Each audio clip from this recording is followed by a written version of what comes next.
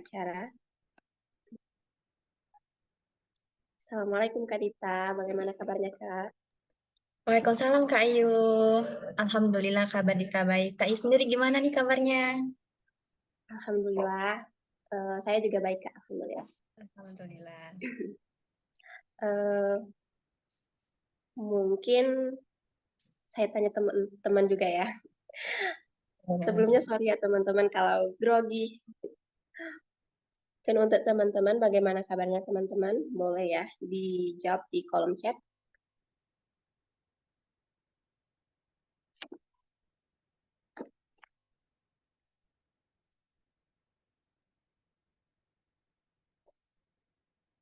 Oke, Alhamdulillah. Apakah kabarnya baik atau tidak?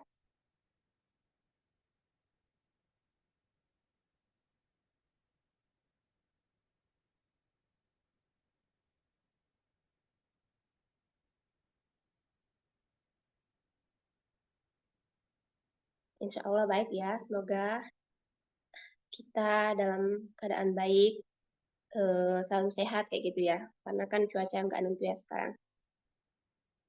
Oh iya, untuk asalnya teman-teman dari mana ya teman-teman? Boleh ya sambil on cam karena ini kan sharing ya sesama cewek, sesama akhwat juga boleh ya on cam kayak gitu. Boleh ya teman-teman. Asalnya dari mana aja nih? Apakah dari Palembang semua?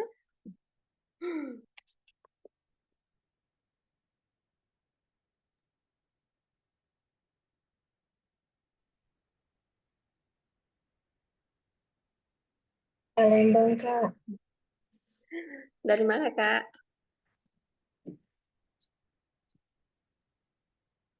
Mbak Kayaknya ketiga banyak ini? dari Palembang deh Kak Ayu. Iya kayaknya ya.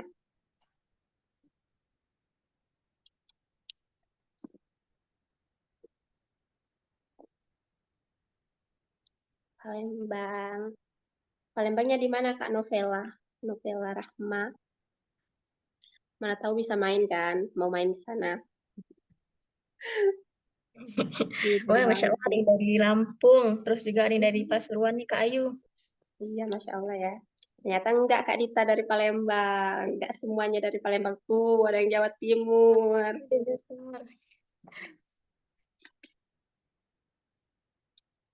Oke, insya Allah dimanapun teman-teman berada, semoga selalu dalam keadaan baik ya. Mungkin boleh nih Kak Dita, sapa-sapa pemateri kita dulu. Kayaknya pemateri kita udah stay ini, udah ada di Zoom ya. Iya nih Kak Ayu, boleh kita sapa dulu ya. Ada Kak Sekar. Halo, halo Kak Sekar. Halo, Assalamualaikum Kak Dita, Kak Ayu. Kak Sekar gimana nih kabarnya? Baik, Alhamdulillah. Ini suara Sekar aman kan ya? Aman. Oke. Baik, baik, Alhamdulillah. Lanjut lagi ada Kak Anita. Kak Anita udah gabung belum?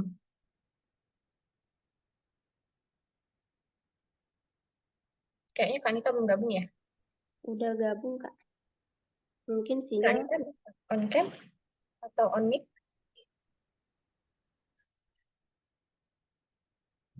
Kayaknya Kak Anita belum merespon ya. Kita ke Kak Ayul dulu boleh kali ya? Halo, Assalamualaikum Kak Ayul. Waalaikumsalam. Kak Ayul gimana nih kabarnya hari ini? Baik, Alhamdulillah. Gimana Dita kabarnya? Kayu Alhamdulillah juga baik juga Kak gimana? Ayul. Oh, Masya Allah, Alhamdulillah.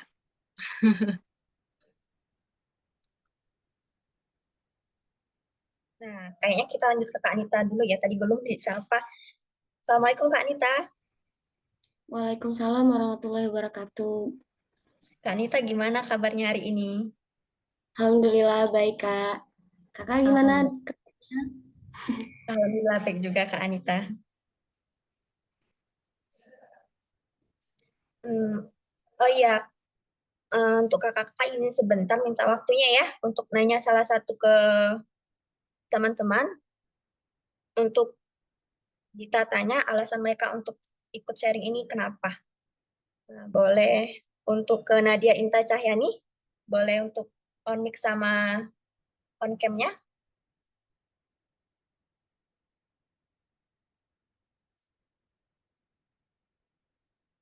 Mbak Nadia.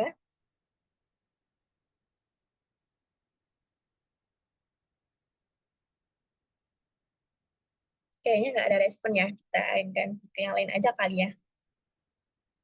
Ke Mbak Nabila Anggraini. Assalamualaikum Mbak Nabila. Bisa on mic-nya?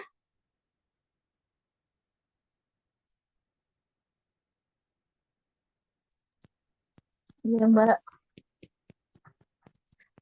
Dita izin nanya, ini alasan Nabila ikut sharing ini karena apa ya?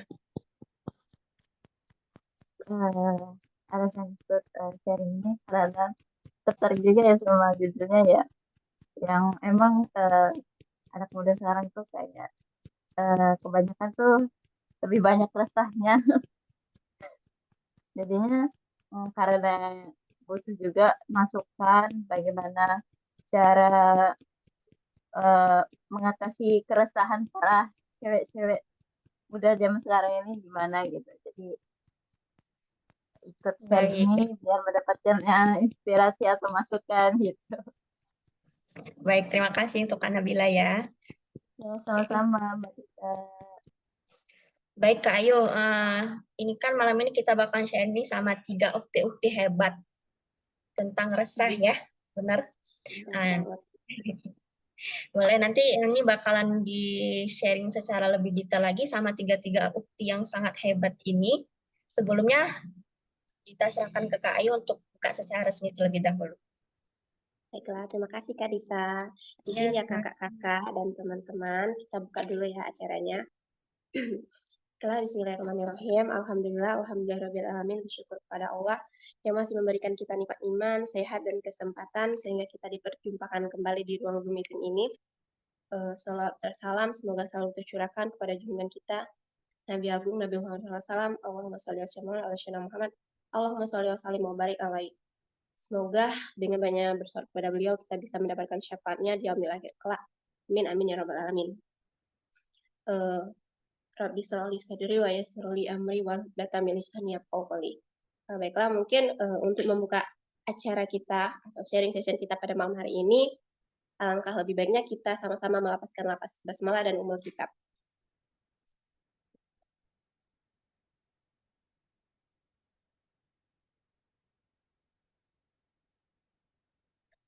Baiklah, karena sudah dibuka secara resmi, mungkin kita mulai aja ya sesi sharing sessionnya. Mungkin untuk pertanyaan pertama itu boleh kepada Kak Dita. Sebelum masuk ke pertanyaan pertama, teman-teman boleh ya kami ingatkan kembali yang memungkinkan untuk on cam, boleh on cam. Kita sama-sama belajar di sini ya, gitu. Karena ini juga cewek-cewek, boleh banget untuk on cam. Terus buku, alat tulisnya dipersiapkan. Oke, bismillahirrahmanirrahim. Kepada Kak Dita, dipersilakan. Terima kasih Kak Ayu. Baik, izin waktunya Kak ya. Ini Dita ada pertanyaan sedikit untuk Kak Seka dan Kak Anita. Menurut Kakak, definisi resah itu seperti apa sih Kak? Boleh dijelasin ya? Untuk Kak Seka dulu boleh dijelasin? Oke, baik. Terima kasih. Ini suara aman ya, insya Allah. Oke, bismillah. Assalamualaikum warahmatullahi wabarakatuh. Oke, jadi izin ya teman-teman, di sini kita tuh mau sharing bareng, bukan bermaksud untuk menggurui atau gimana gitu ya. Tadi tuh Kak Dita kan nanya ya, definisi resah tuh apa gitu. Kalau di dalam KBBI gitu ya, resah itu kan artinya adalah rasa perasaan gelisah atau rasa tidak tenang gitu. Nah, kalau dikalimatkan gitu ya, rasa itu adalah perasaan tidak tenang atau gelisah dalam diri seseorang yang disebabkan oleh rasa khawatir atau cemas ataupun terhadap ketidakpastian yang belum terhadap ketidakpastian atau sesuatu yang belum pasti gitu ya. Tapi teman-teman, di dalam Islam gitu ya, rasa resah ini atau gelisah itu bagian daripada fitrahnya kita juga sebagai manusia. Tuh muncul, rasa-rasa itu tuh muncul dari berbagai faktor gitu ya. Bisa jadi dari dalam diri kita pribadi, bisa jadi juga daripada lingkungan, ataupun daripada datangnya dari karena ujian daripada Allah. Resah itu boleh, kita nggak apa-apa resah, asal jangan kita terjebak di dalamnya. Mungkin segitu dulu, Kak Dita. Baik, terima kasih Kak Sekar untuk penjelasannya. Ini dilanjutkan dulu ke Kak Anita, boleh ya? Untuk Kak Anita, Dita persilakan Kak. Oke, baik. Bismillahirrahmanirrahim. Assalamualaikum warahmatullahi wabarakatuh. Suaraku aman nggak? Apa kurang besar atau gimana? Aman ya? Oke. Ya, tadi definisi resah ya.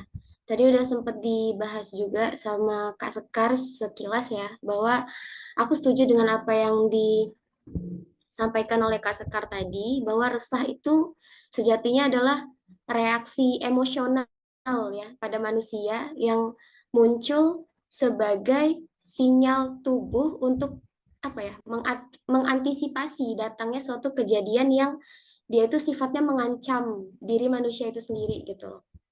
Dan biasanya keresahan ini tuh bisa muncul ketika seseorang itu setelah mendapatkan informasi atau maklumat ya, baik dia melihat, mendengar, atau bahkan mengalami langsung kejadian yang tidak mengenakan, sehingga survival mode yang ada pada diri dia itu aktif gitu loh. Dan timbullah rasa resah ataupun khawatir bahwa gimana ya kalau kejadian buruk yang kemarin aku lihat atau aku dengar atau aku alamin itu kejadian sama diri aku gitu loh. Jadi ya resah itu sebenarnya salah satu sinyal tubuh eh, bahwa kita dalam mode survival itu tadi.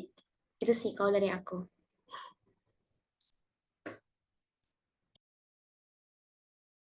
Baik Kak Anita, terima kasih untuk penjelasannya. Jadi berarti untuk keresahan ini bisa timbul karena pikiran kita yang terlalu berlebihan juga ya Kak Anita dan Kak Sekar.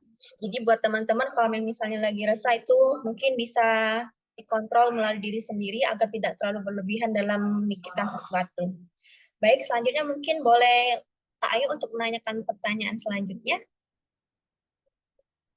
Oke, terima kasih Kak Dita. Jadi tadi kita udah bahas definisinya ya teman-teman, bahwa keresahan itu hadir, timbul akibat terkadang tuh ya dari lingkungan kayak gitu ya. Kita melihat lingkungan kita yang tidak ideal, misalkan standar kecantikan yang dibuat lingkungan ataupun permasalahan-permasalahan yang ada di sekitar kita, diskriminatif dan lain-lain. Itu kan bikin apa ya? Bikin kita tuh merasa resah kayak gitu. Kita tuh berpikir sebagai wanita ini misalkan ada kasus KDRT lah. Jadi kan aduh kayak gimana ya jadi wanita ini serba salah. Kita itu padahal udah cantik, udah pinter kayak gitu, tapi ternyata itu tuh nggak jadi alasan buat nggak apa ya mendapatkan perlakuan yang seperti itu.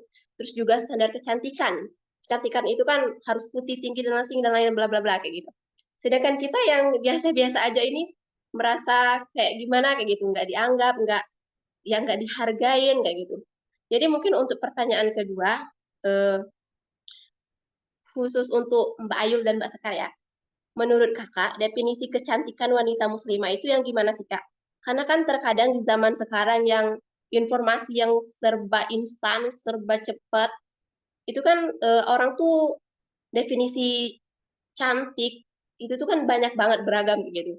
Terkadang juga kita itu kayak dikontrol oleh Instagram, TikTok, dan kebanyakan standar kecantikan itu dibuat-buat oleh media sosial kayak gitu. Jadi yang benar itu definisi cantik menurut Kak Seka dan Kak Ayul itu gimana sih? Boleh untuk Kak Seka dulu dijawab? Oke, baik. Terima kasih, Kak Ayu. Definisi cantik gitu ya. Kalau ngomongin masalah cantik ya, perempuan tuh semuanya cantik ya, nggak ada yang ganteng. Jadi kalau cantik berarti itu artinya indah gitu ya, menarik atau enak dipandang. Nah, setiap orang kalau kita tanya pasti punya definisi cantiknya berbeda-beda. Dan dari hasil jawaban mereka tuh ya nggak ada yang benar dan nggak ada yang salah karena punya standarnya masing-masing. Tapi apakah standar yang dibuat oleh manusia itu benar atau enggak gitu ya? Nah, yang mau kita bahas adalah definisi cantik eh, secara benarnya menurut Islam itu seperti apa gitu ya. Jadi teman-teman, di dalam Islam itu definisi cantik itu sebenarnya artinya tuh luas gitu ya. Lebih luas dibandingkan hanya sekadar standar cantik yang berubah-ubah menurut manusia. Jadi, cantiknya seseorang muslimah itu tidak hanya terletak pada rupa, tapi cantiknya seorang muslimah itu terletak daripada hatinya, daripada akhlak dan ketaatannya kepada Allah. Mungkin kita sering dengar ya kata-kata cantik dari dalam atau inner beauty-nya gitu ya. Nah, kecantikan utama seorang muslimah ini tuh kita lihat daripada akhlak dan keimanannya, sebagaimana sesuai dengan Rasulullah SAW pernah bersabda gitu ya. Sesungguhnya Allah tuh tidak melihat bentuk rupa dan harta kalian, tetapi Ia melihat hati dan amal kalian. Jadi, gitu ya, seorang wanita gitu ya, seorang muslimah itu tidak hanya cantik, dilihat cantiknya tuh tidak hanya dari rupa, tapi dilihat dari mana kesabarannya, kelembutannya, serta gimana sih ketakwaannya kepada Allah. Nah, itu cantik menurut Islam. Dan juga teman-teman gitu ya, apakah kita nggak boleh cantik nih Kak? Nggak boleh mempercantik diri? Ya tentu boleh, tapi cantiknya kita baiknya itu kalau perempuan sudah menikah, cantiknya itu untuk suami. Dan pun kalau mau terlihat cantik di luar rumah, jangan sampai berlebihan, tapi harus sesuai dengan syariat Islam. Jadi kadang bener ya kata Kak Ayu tadi, kita tuh suka mengikuti standar cantiknya yang dibuat oleh TikTok, dibuat oleh Instagram. Yang cantik tuh harus putih, tinggi, langsing gitu ya. Sebenarnya itu standar yang ya dibuat oleh manusia dan sewaktu-waktu akan berubah. Maka dari itu, kecantikan seorang muslimah itu adalah kombinasi dari mana? Daripada kecantikan fisiknya, juga daripada ketakwaan, kemudian akhlaknya, sopan santunnya, adabnya, dan bagaimana caranya dia menjaga diri. Cantik fisik itu ya anugerah dari Allah ya, pemberian, dan kita tuh nggak dihisap akan itu.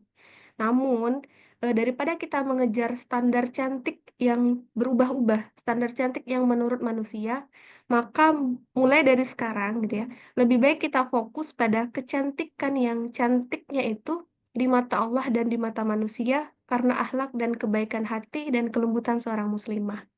Mungkin begitu Kak Ayu. Terima kasih. Masya Allah, iya ya Kak, benar sekali. Terkadang Ayu sendiri sih kayak suka membanding-bandingkan kayak ngikutin standar cantiknya orang kayak cantik itu harus putih, harus tinggi, harus langsing. Sedangkan kita, ya Masya Allah, tabarakallah, kita juga cantik ya. Kayak mungkin menurut Kak Ayu kayak gitu, standar cantik seorang muslimah itu harus yang bagaimana sih Kak? Apakah benar yang mengikuti standar TikTok dan Instagram? Boleh pandangannya Kak.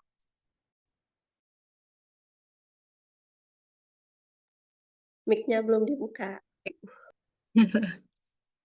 Bismillahirrahmanirrahim. Izin untuk menyampaikan pendapat ya. Untuk sharing-sharing aja. Jadi perihal cantik versi TikTok ya. Filter itu saya. Kalau TikTok itu banyak filter kayak. Jadi sebelumnya kayaknya udah cukup rangkum juga disampaikan sama Mbak Sekar juga tadi perihal masalah kecantikan dari sudut pandang Islam sendiri. Jadi ayo sedikit menambahkan aja. Jadi ketika seorang perempuan muslim itu kan dikatakan cantik itu menurut Islam ada dua hal, dari lahiriah dan batin. Jadi dari lahiriah itu sendiri seperti kayak bagaimana cara dia merawat diri, bagaimana cara merawat menjaga kesehatannya, itu menyangkut fisik tadi ya. Kalau secara batin tadi itu menyangkut ke bagaimana akhlaknya, seperti yang disampaikan juga sama Mbak Sakar tadi. Nah, dan itu juga ketika didapatkan atau dianugerahkan kepada seorang muslimah yang komplit nih gitu kan, kalau secara apa namanya tuh perihal ada jadi kalau untuk seorang perempuan yang sudah mempunyai paket komplit itu kayak emang spek bidadari surga aja kelihatannya. Jadi yang emang kayak bidadari surga yang kayak cuma stay aja di bumi terus menebar kebaikan aja gitu. Itu sih kalau menurut Mbak secara singkatnya. Tapi secara keseluruhan udah disampaikan juga sama Mbak Sekar tadi. Masya Allah, makasih ya Mbak Ayu, Mbak Sekar. Jadi gitu ya teman-teman, terkadang kita kan terlalu fokus mengikuti standar kecantikan oleh TikTok, Instagram, dan lain-lain. Padahal kan bahwa Allah tuh menciptakan manusia itu dalam bentuk sebaik-baiknya. Jadi mau mata kita bulat, mau mata kita sipit, mau hidung kita mancung, nggak mancung, dan lain-lain. Percayalah teman-teman bahwa itulah bentuk terbaik yang Allah kasih ke kita kayak gitu. Jadi stop membandingkan diri kita dengan orang lain, karena ya benar cantik yang sesungguhnya khusus muslimah itu yang dikatakan Mbak Ayu sama Mbak Sekar tadi. Cantik tuh ya inner beauty kita, cara kita merawat diri kita, akhlak kita kayak gitu. Jadi stop ngikutin standar TikTok dan Instagram, ikutin aja apa katanya Allah. Kalau kata Allah, kamu itu aku ciptakan dalam bentuk sebaik-baiknya, ya udah percaya bahwa kita itu ya Allah ciptakan dalam bentuk terbaiknya kayak gitu. Jadi fokus kita itu yang merawat diri kayak gitu. Itu di ranahnya kita ya teman-teman. Untuk merawat diri, pakai skincare dan lain-lain. Jadi muslimah itu nggak dilarang kok untuk cantik, nggak dilarang kok untuk bersih, wangi dan lain-lain. Tetapi jangan ikutin standarnya Instagram, standarnya orang lain. Ya cantik kita ya udah kita itu cantik. Mau gimana pun kita percaya aja ya katanya Allah kamu aku ciptakan dalam bentuk sebaik-baiknya, ya udah cara kita merawat diri kita, akhlak kita dan lain-lain itu ranahnya kita. Jadi perbaiki apa yang bisa kita perbaiki dan terima apa yang nggak bisa kita perbaiki. Oke, mungkin itu ya untuk standar kecantikan kita stopkan. Kita lanjut nih Kak Dita, boleh pertanyaan selanjutnya. Baik, terima kasih Kak Ayu. Jadi teman-teman bahas yang sebelumnya tadi, jadi intinya kita tuh harus bersyukur apapun yang telah Allah kasih ke kita ya. Jadi jangan pernah insecure, kita harus memperbanyak bersyukur. Baik, ini Dita lanjut ke pertanyaan selanjutnya ya Kak. Kenapa sih Kak terkadang kita tuh suka overthinking terhadap masa depan? Padahal kan Allah itu sudah mempersiapkan masa depan yang indah buat kita, tapi terkadang kita tuh masih suka rasa akan hal itu. Boleh untuk Kak Anita untuk dijelaskan terlebih dahulu? Oke, ini aku duluan ya. Ya, kita berbicara tentang overthinking ya, atau berpikir secara berlebihan. Kalau dari pemahaman aku bahwa sebenarnya overthinking itu bisa menjadi sesuatu yang positif juga gitu ya. Artinya memang di beberapa kondisi memang kita perlu untuk berpikir gitu. Asal dengan catatan kalau kekhawatiran kita ini atau keresahan kita ini mengantarkan kita pada upaya-upaya untuk merealisasikan apa yang kita merealisasikan apa yang menjadi impian kita itu. Contoh misalnya kita overthinking tentang masa depan ya, yang sering banget kita pikirin, yang sering banget kita khawatirkan itu adalah perihal masa depan.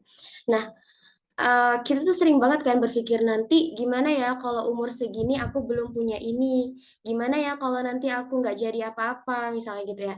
Nah, daripada kita berpikir secara berlebihan tanpa melakukan apa-apa gitu ya, lebih baik pemikiran kita yang menumpuk itu tadi, itu kita uraikan satu persatu, terus apa nih yang bisa saya lakukan untuk achieve yang ingin saya wujudkan ini tadi gitu loh. Nah, terus kalau ditanya, kenapa sih kita tuh suka overthinking?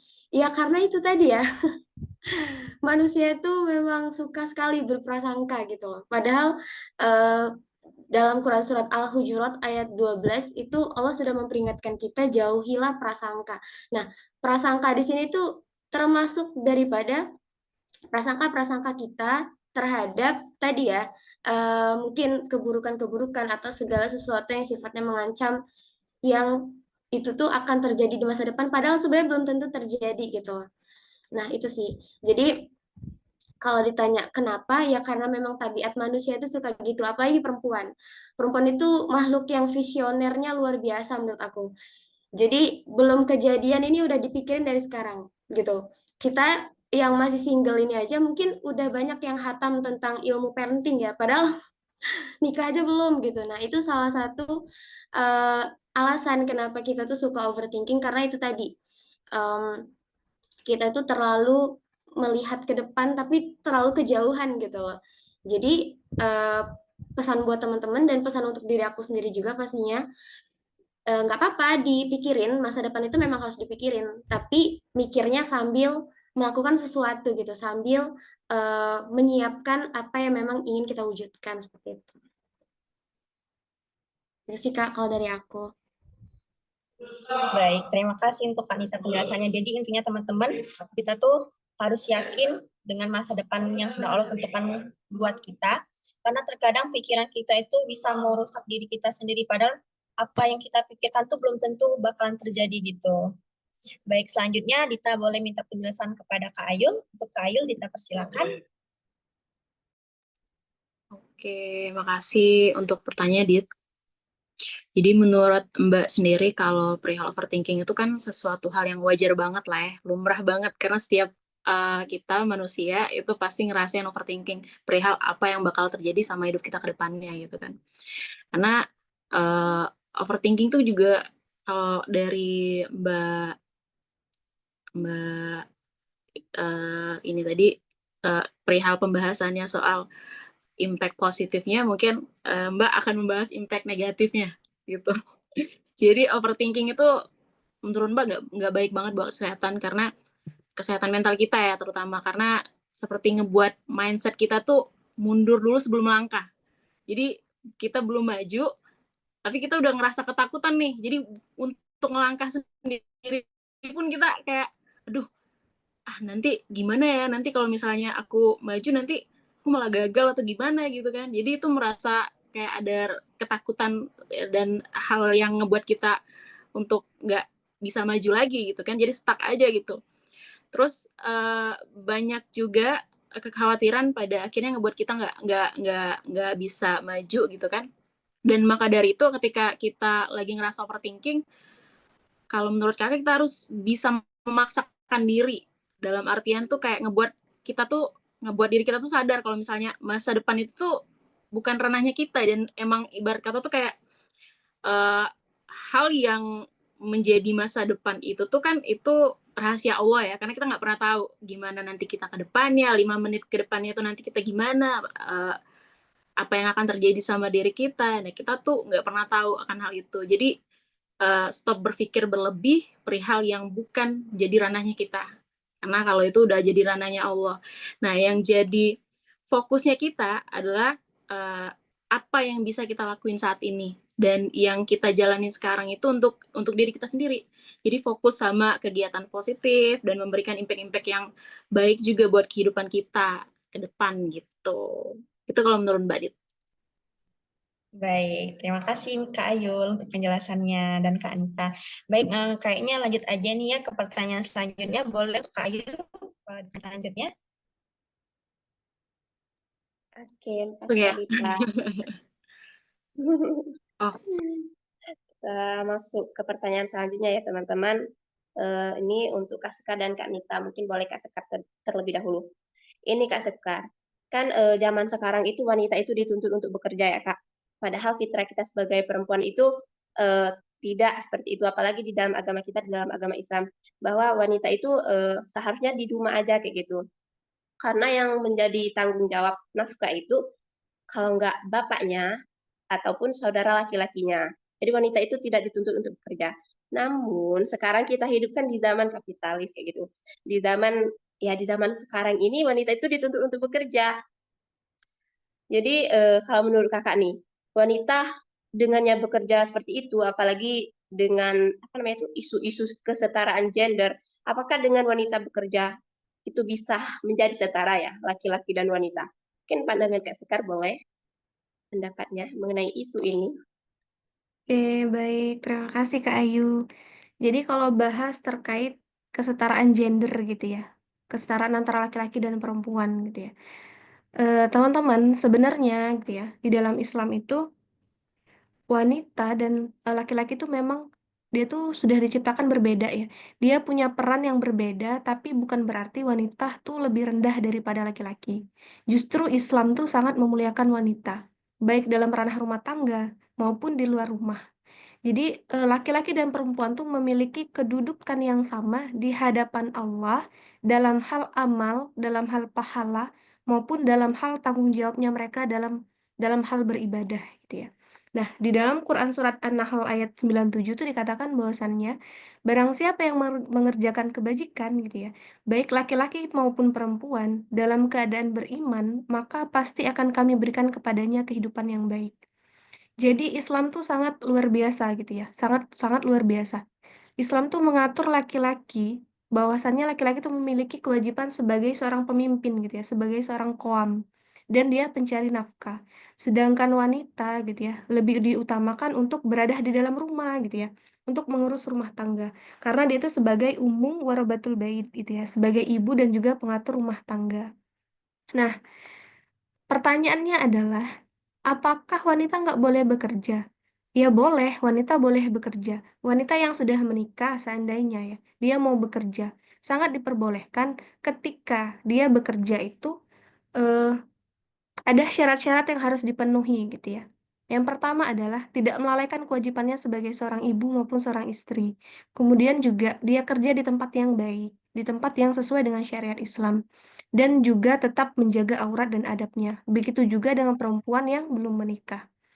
Jadi, kita itu kan kita kembalikan kepada tujuan kita diciptakan oleh Allah. Allah tuh kan ciptain kita untuk beribadah gitu ya. Tidak aku ciptakan jin dan manusia kecuali untuk beribadah kepadaku. Nah, makna ibadah ini adalah kita semua aktivitas kita yang ada yang kita lakukan di dunia ini tuh kita niatkan untuk ibadah. Dia syaratnya bernilai ibadah itu harus punya dua syarat. Yang pertama adalah niat karena Allah, yang kedua adalah harus sesuai syariat. Jadi dua-duanya harus terpenuhi, teman-teman. Jadi kalau kita mau tetap bekerja gitu ya, seandainya nih teman-teman nanti sudah menikah, karena di zaman sekarang ya, dengan sistem kita sekarang yang bukan sistem Islam ini tuh sangat luar biasa sekali tuntutan kita terkait ekonomi gitu ya. Rasanya suami saja yang kerja tuh tidak cukup gitu ya. Makanya kebanyakan perempuan kerja untuk membantu perekonomian keluarga. Tapi tolong dipikirkan lagi gitu ya, seandainya nanti ketika sudah menikah, kemudian akan bekerja, apakah kita masih tetap bisa menjalankan peran kita sebagai seorang ibu dan menjalankan peran kita sebagai seorang seorang istri gitu. Karena memang ya kalau ditanya boleh nggak ya pasti boleh, tapi harus sesuai dengan syariat-syariat Islam. Dan pada zaman Rasulullah pun juga gitu ya, ada perempuan yang bekerja. Itu tidak masalah asal memang harus sesuai dengan pada syariatnya. Mungkin gitu dari Sekar, Kak Ayu. Masya Allah, makasih Kak Sekar. Itu dari Kak Sekar tadi ya. Mungkin kita tanya dari Kak Anita, bagaimana pandangan Kak Anita mengenai wanita yang bekerja, yang dituntut bekerja, dan eh, kesetaraan gender zaman sekarang. Boleh Kak Anita? Oke, baik. Terima kasih Kak Ayu. Mohon maaf ya, suara Anita agak surau ya, serak-serak gitu. Oke, jadi kalau misal kita mau berbicara tentang setara ya, sebenarnya Allah itu sudah menyediakan banyak banget change atau kesempatan antara laki-laki dan perempuan itu di kesempatan yang sama. Contohnya tadi ya yang sudah disebutkan oleh Kak Sekar di Quran Surat An-Nahl ayat 97, barang siapa yang mengerjakan amal soleh, baik laki-laki maupun perempuan dalam keadaan beriman, maka sesungguhnya kami akan beri kepadanya kehidupan yang baik, dan kami beri balasan mereka dengan pahala yang lebih baik dari apa yang mereka kerjakan. Nah, dari ayat ini tuh bisa kita pahami bahwa kesempatan antara laki-laki dan perempuan untuk meraih surganya Allah itu sama, sama besarnya gitu ya. Nah, jadi tetapi meskipun tadi ya Allah menyediakan beberapa field atau beberapa ranah di mana laki-laki dan perempuan itu memiliki kesempatan yang sama dalam hal ini menggapai surganya Allah itu tadi. Tetapi ada juga ranah yang memang antara laki-laki dan perempuan itu tidak akan pernah disamakan. Bukan berarti nggak setara ya, tapi memang ranahnya saja yang berbeda gitu loh. Jadi ibaratnya gini, ada seorang anak, analoginya gini ya, ada seorang anak yang ketika dia ditanya antara ibu dan ayah, mana peran yang paling penting di kehidupan kamu? Pastinya jawabannya nggak ada kan? Karena apa? Karena antara ayah dan ibu itu sama-sama penting. Nah, kurang lebih begitu juga dalam kehidupan antara laki-laki dan perempuan. Allah menciptakan laki-laki dan perempuan itu bukan kemudian untuk berkompetisi siapa yang paling hebat, siapa yang paling fitrahnya paling berat dijalankan, siapa yang tanggung jawabnya paling besar dan lain sebagainya, bukan seperti itu. Tapi Allah menciptakan laki-laki dan perempuan itu untuk saling melengkapi. Apa yang ada di kita itu nggak ada di laki-laki. Maksudnya apa yang kita butuhkan yang nggak ada di kita itu ada di laki-laki. Begitupun sebaliknya, ada yang sesuatu yang kurang di laki-laki tapi ternyata itu ada di kita gitu loh. Jadi pada intinya adalah kalau ditanya bagaimana tentang kesetaraan gender, ya itu tadi Allah itu menyediakan ranah-ranah yang memang tidak terlihat ya, yang memang tidak terlihat oleh mata secara nyata kayak tadi ya, kesempatan untuk meraih surganya Allah, waktu kita dalam sehari 24 jam yang kita gunakan untuk beribadah pada Allah itu kan sama antara laki-laki dan perempuan, sama-sama 24 jam. Nah, ini kesempatan inilah yang kemudian dilupakan oleh kita semua bahwa laki-laki dan perempuan punya kesempatan yang sama untuk berbuat baik gitu. Hanya saja banyak dari kita yang menjadikan perbedaan ranah tadi antara fitrah laki-laki dan fitrah perempuan ini menjadi sesuatu yang kontroversi. Kemudian muncullah statement bahwa perempuan tuh kok disuruh di rumah aja, berarti kan menjadikan perempuan itu apa ya, dikekang lah, dikekang, tidak boleh keluar rumah, tidak boleh ini, tidak boleh itu, sedangkan laki-laki boleh. Nah, ini tentu pemahaman yang keliru, tidak sesuai dengan akidah Islam gitu ya. Dan kalau pertanyaannya boleh nggak perempuan itu bekerja? Boleh, tadi sudah dijelaskan juga sama Kak Sekar ya. Boleh, asalkan memenuhi syarat-syarat tadi. Tidak bekerja di tempat yang dilarang ya. Terus itu juga memperhatikan bagaimana penampilannya gitu, menutup aurat secara sempurna dan lain sebagainya. Dan di sini perlu diketahui bahwa ketika seorang istri bekerja dengan niat untuk membantu suami, meringankan beban suami, dalam hal ini nafkah rumah tangga ya. Aku mengutip salah satu perkataan dari guru aku bahwa ketika ada seorang istri yang bekerja dengan niat membantu meringankan beban suami dalam hal nafkah, keberkahan dalam pernikahan itu bisa dicabut.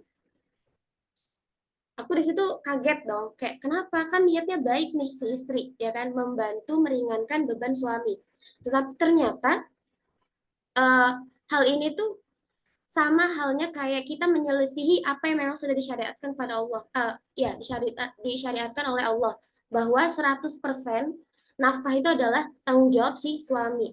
Terus kita ujuk-ujuk datang bilang aku mau meringankan beban suami gitu misalnya.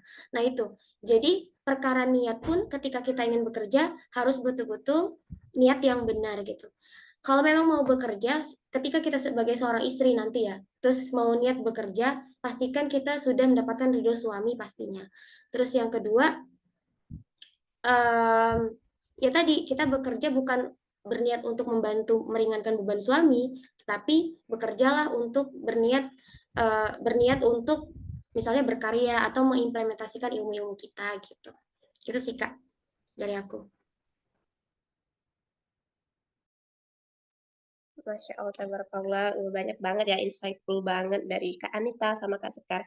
Jadi itu ya teman-teman, bahwa wanita itu enggak dilarang kok untuk bekerja. Kita sebagai wanita ingin jadi wanita karir, ya it's okay, Allah nggak melarang, malah ilmu itu ya harus disebarluaskan kayak gitu. Asalkan niatnya benar karena Allah, asalkan tempatnya benar, apa yang Allah suka dan Allah yang nggak suka kayak gitu, sesuai syariat kayak gitu. Terus pakaian kita kayak gitu ya. Jadi diperhatikan interaksi kita dengan lawan jenis dan lain-lain kayak gitu ya. Masya Allah, tabarakallah sekali ya Kak Dita. Mungkin boleh lanjut Kak Dita untuk pertanyaan selanjutnya. Baik, terima kasih Kak Ayu. Kak, mau tanya, ini kan lagi marak banget ya tentang perselingkuhan. Terus juga lagi marak juga yang namanya KDRT, bahkan sampai ada ipar yang jadi selingkuhan suami kakaknya. Nah, mungkin banyak dari teman-teman juga yang ngerasa keresahan, takut nikah gitu, karena banyak banget berita kayak KDRT, perselingkuhan, bahkan sampai ada yang jadi pelakor gitu. Menurut kakak, itu gimana ya? Boleh untuk Kak Ayul dulu. Oke, real marriage is scary ya. Jadi kalau menurut Mbak sendiri sih, bukan pernikahannya sebenarnya yang menakutkan, tapi salah pilih pasangannya yang menakutkan itu. Makanya kan dalam Islam pun juga kita diajarkan untuk memilih pasangan yang baik dengan cara yang baik pula atau dengan cara yang tepat.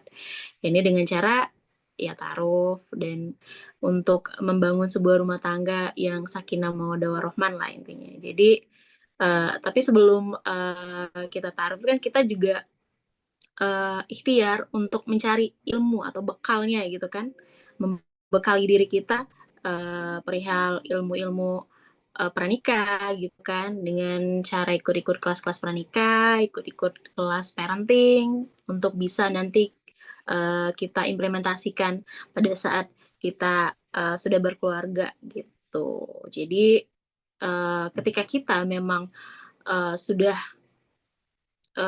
mencari jodoh ya, atau ingin menikah, punya niatan nikah, dan kita menapaki jalan yang baik, dan insya Allah sudah jalan yang sudah Allah ridhoi juga, ya insya Allah hal-hal yang seperti tadi kemungkinan ya nggak akan terjadi lah.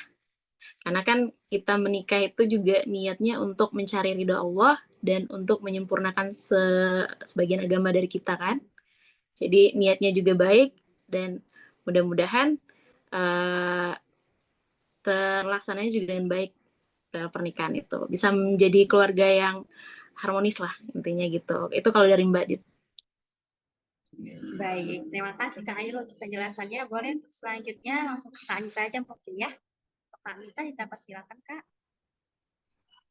Oke, kita bicara tentang apa ini? Pernikahan ya?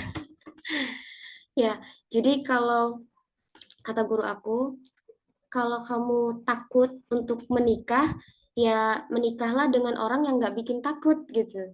Jadi sama sih poinnya sama apa yang dijelaskan sama Kak Ayu Puspita tadi, bahwa sebenarnya yang membuat para cewek-cewek, para ukti-ukti ini takut itu bukan perihal nikahnya, bukan juga kehidupan setelah nikah gitu ya. Karena sebesar apapun badai ataupun konflik yang mungkin akan nanti kita hadapi gitu ya di dalam rumah tangga, tapi kalau memang kita menghadapinya itu dengan orang yang tepat, orang yang betul-betul takut sama Allah, orang yang memang memiliki ketakwaan kepada Allah tuh, wah pokoknya Allah tuh nomor satu deh buat dia gitu.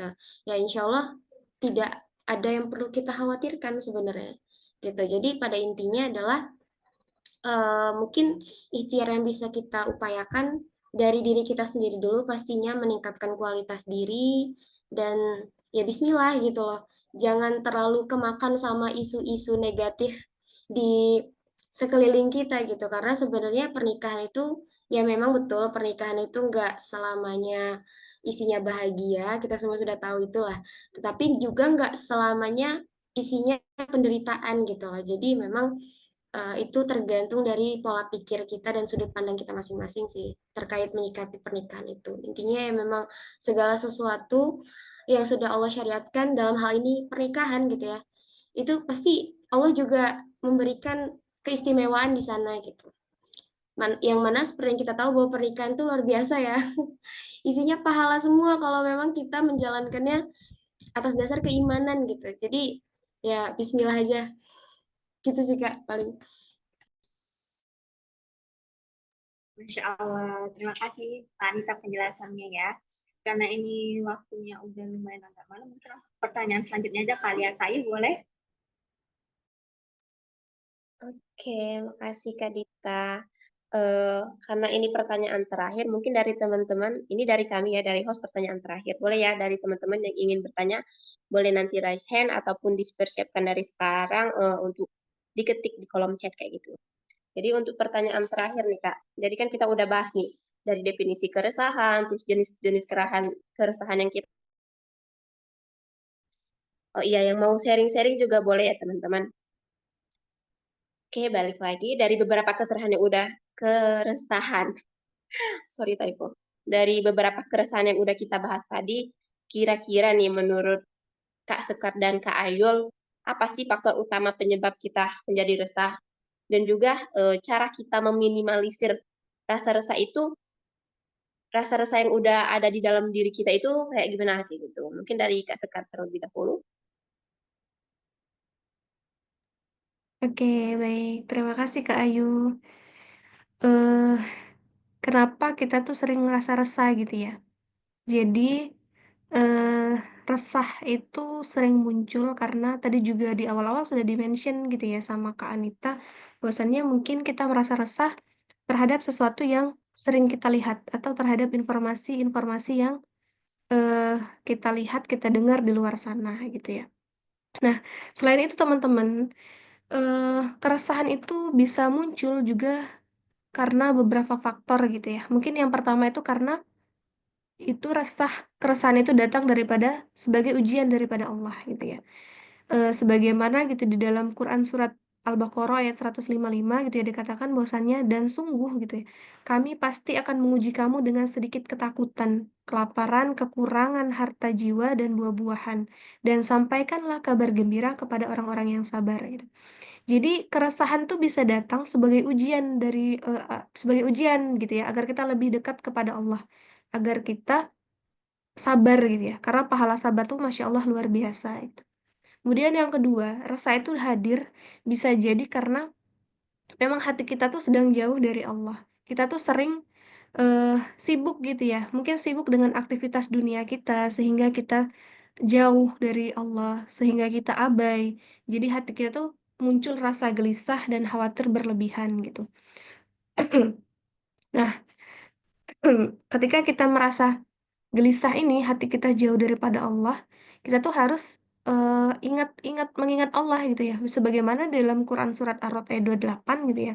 Ingatlah hanya dengan mengingat Allah, hati akan menjadi tentram. Kita tuh dimention gitu ya. Kalau kita mau tentram, maka kita harus mengingat Allah gitu. Kemudian yang ketiga adalah bisa jadi kita tuh terlalu banyak mengandalkan diri sendiri gitu. Kita tuh terlalu percaya diri gitu terhadap semua rencana yang kita persiapkan.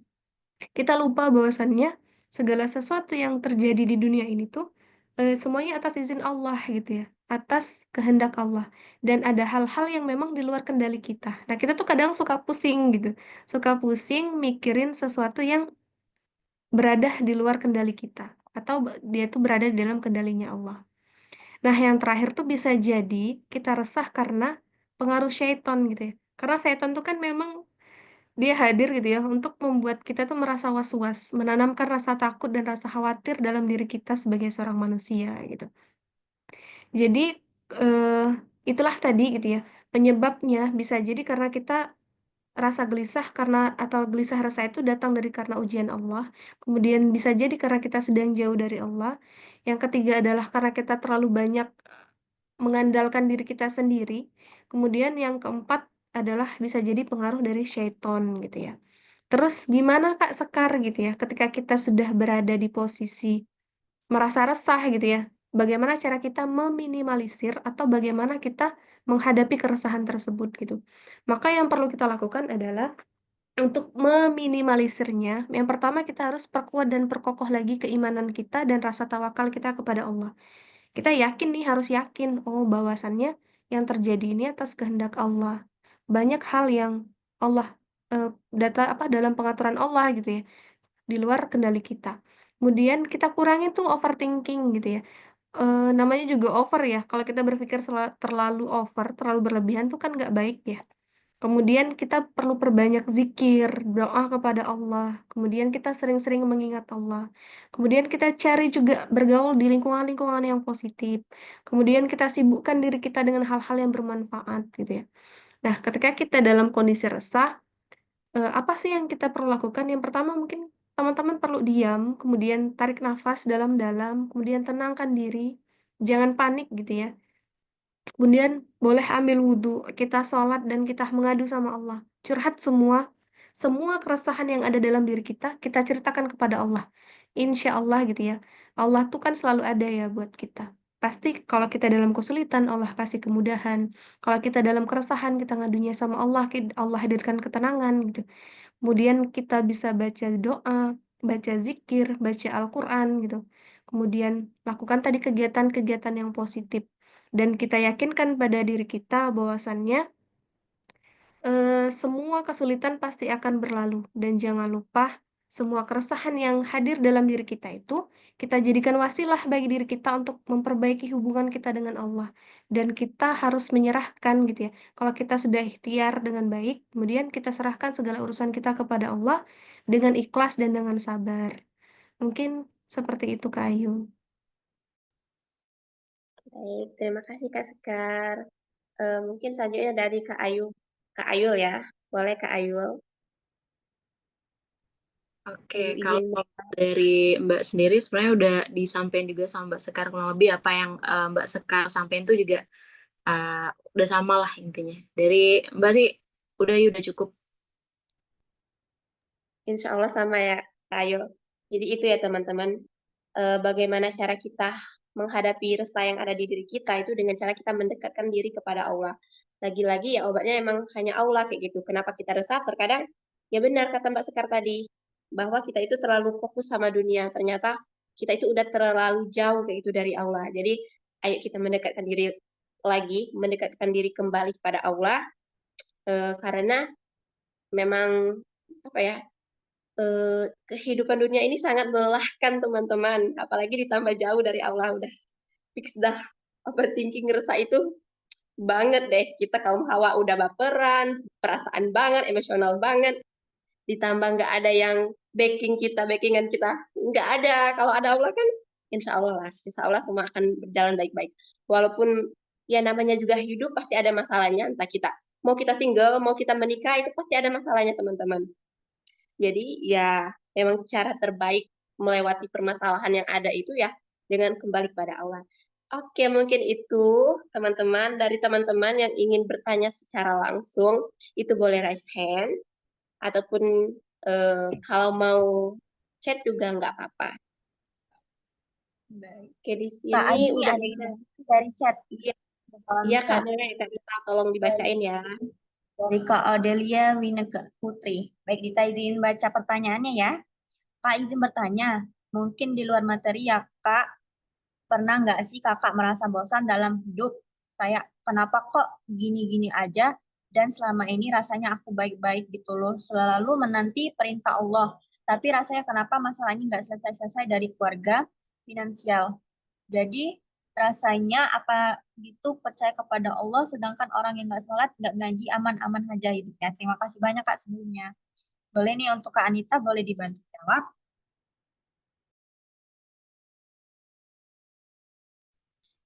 Oke, tadi pertanyaannya tentang apa? Boleh diulang? Tentang, atau aku baca sendiri aja deh, nggak apa? Tentang bosan ya, bosan dalam hidup. Kenapa ya kok gini-gini aja? Dan selama ini aku rasanya baik-baik aja, selalu menaati perintah Allah. Dan kenapa ya masalah itu nggak selesai-selesai? Dari mulai keluarga, finansial. Jadi apa gitu, percaya kepada Allah, sedangkan orang yang nggak sholat, nggak ngaji, aman-aman aja hidupnya gitu ya. Capek fisik, capek batin, oke. Ya, teman-teman, perlu diketahui bahwa memang ada sekelompok manusia yang memang itu sudah dibiarkan sama Allah gitu loh. Ya. Inilah yang kita sebut sebagai istidraj gitu ya. Jadi orang-orang yang mengalami istidraj ini mungkin ya kita nggak tahu ya apa yang dia perbuat sampai Allah itu membiarkan dia gitu loh. Makanya tadi di pandangan kita tuh kelihatannya hidup dia tuh enak, urusan tuh lancar jaya, gak ada satu hambatan apapun, padahal dia orangnya ya itu tadi ya, gak sholat, gak ngaji, atau gak berbuat kebajikan apapun lah gitu ya, tidak menunjukkan bahwa dia adalah orang yang taat pada Allah, tapi kenapa ya usahanya lancar, semua keinginannya terwujud misalnya gitu. Nah, itu bentuk salah satu istidraj, atau ya Allah tuh kayak udah nggak peduli lagi gitu loh sama dia, makanya dikasih terus tuh kenikmatan-kenikmatan biar dia semakin terlena gitu ya. Nah, nanti balasannya itu, nauzubillah min dzalik, balasannya itu di yaumil akhir. Nah, itu kan makin serem ya. Gitu loh. Jadi kalau kita masih diberi ujian gitu ya, masih diberi kesedihan, itu berarti salah satu tanda bahwa Allah tuh masih sayang sama kita. Barangkali ada dosa yang gak cukup bisa dihilangkan dari amal baik kita, dari sholat kita. Ada dosa yang gak cukup ditebus sama istighfar kita yang kurang. Nah, makanya Allah kasih kita ujian, kasih kita kesedihan, dari perasaan gak nyaman, ujian ataupun kesulitan yang kita hadapin inilah, kemudian dosa-dosa kita berguguran gitu. Nah, tugas kita di sini adalah tetap husnuzon sama Allah, teman-teman. Ya, husnuzon sama Allah, dan kita percaya bahwa apapun yang sudah ditakar sama Allah, baik itu bahagia maupun sedih, itu semua itu ada sisi positifnya, ada hikmahnya, meskipun belum kita rasakan sekarang, gitu ya. Mungkin kita baru akan bisa melihat sisi positifnya atau hikmahnya tuh 10 tahun kemudian, itu ada banget yang kayak gitu. Jadi nggak instan hikmahnya atau sisi positifnya, itu nggak instan kita lihat sekarang juga gitu. Terus kemudian teman-teman tahu nggak sih rukun iman yang ke-6 ya? Percaya atau beriman kepada qada dan qadar. Nah, qada dan qadar maksudnya di sini adalah kita harus beriman kepada takdir Allah. Takdir apapun yang sudah Allah kasih ke kita. Baik itu takdir yang mungkin membahagiakan atau takdir yang mungkin menyedihkan gitu ya. Atau singkatnya bilang takdir baik dan buruk lah. Kalau kita nyebutnya gitu. Tapi itu nggak sih teman-teman, takdir baik dan takdir buruk itu tuh hanya dalam pandangan manusia aja. Tapi semuanya itu tuh baik di hadapan Allah gitu loh. Cuman karena keterbatasan kita sebagai manusia, jadi kita tidak bisa melihat apa ya, rencana Allah yang begitu halus gitu, rencana baik Allah yang sangat-sangat lembut, sehingga kita tuh hanya kerasanya yang sedih-sedihnya aja gitu. Jadi ketika kita sudah bertawakal penuh sama Allah, sama apa yang memang sudah digariskan sama Allah, itulah puncak keimanan yang sesungguhnya. Gitu. Kalau kata guru aku tuh, kenapa rukun iman ke-6 itu adalah beriman kepada qada dan qadar, karena itu puncak keimanan ketika kita sudah pasrah sepenuhnya bahwa hidup kita tuh Allah yang atur gitu. Itu sih kalau dari aku, Kak. Baik, Masya Allah. Baik, untuk Kanita, terima kasih untuk penjelasan. Kira-kira Kak Odela udah jelas belum untuk penjelasannya?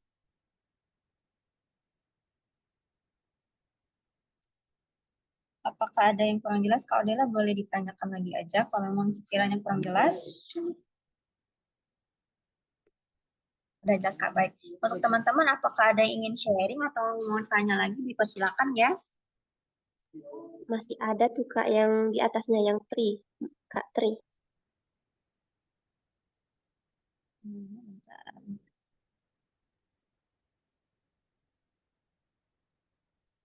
Baik, sebentar ini kita bacain yang Kak Tri dulu kali ya. Ya, Kak, gimana pendapat Kakak tentang pertemanan yang nggak sejalan, terutama ke jalan yang nggak Allah ridhoi ya, mungkin maksudnya. Baik, boleh untuk Kak Sekar aja kali ya, dijelaskan sedikit Kak. Oke, jadi pertanyaan dari Kak Tri. Kak, gimana pendapat Kakak tentang pertemanan yang nggak sejalan, terutama ke jalan yang Allah ridhoi?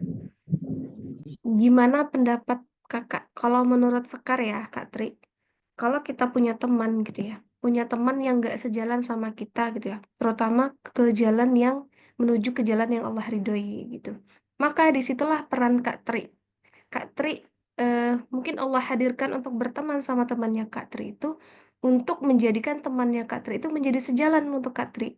Jadi bisa jadi Kak Tri itu dikirim oleh Allah untuk membantu temannya Kak Tri itu untuk bisa sama-sama menuju jalan yang Allah ridhoi gitu.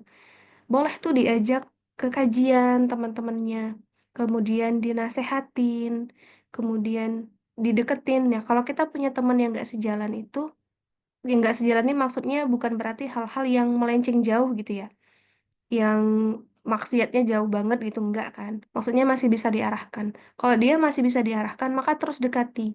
Dekati, kasih sesuatu yang membuat dia tuh luluh gitu ya.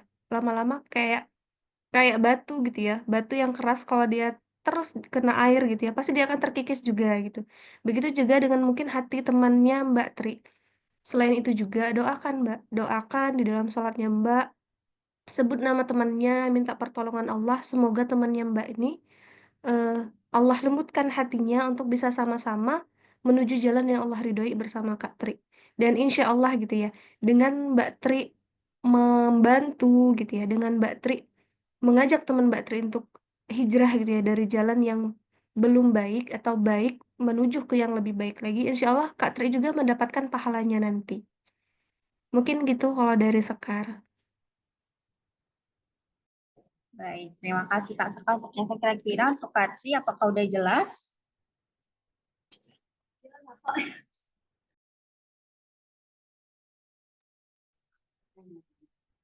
Apakah udah jelas Kak Tri?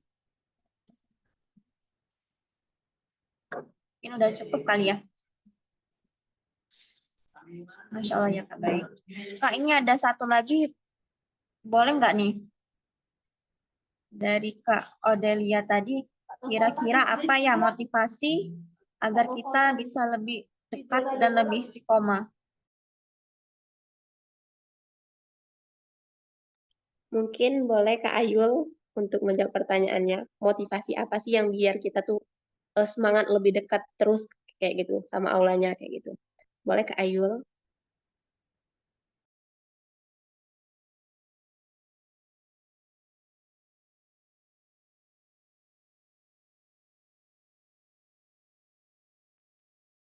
Mic-nya belum dibuka Kak.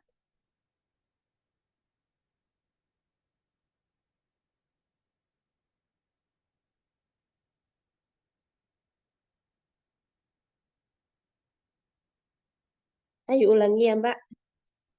Pertanyaannya, kira-kira motivasinya Kak apa ya? Kira-kira apa ya Kak motivasinya agar kita tuh lebih dekat sama aula untuk istiqomah kayak gitu. Boleh Kak Ayul kasih motivasi? Kak Ayul nge-lag ya? Nge-freeze?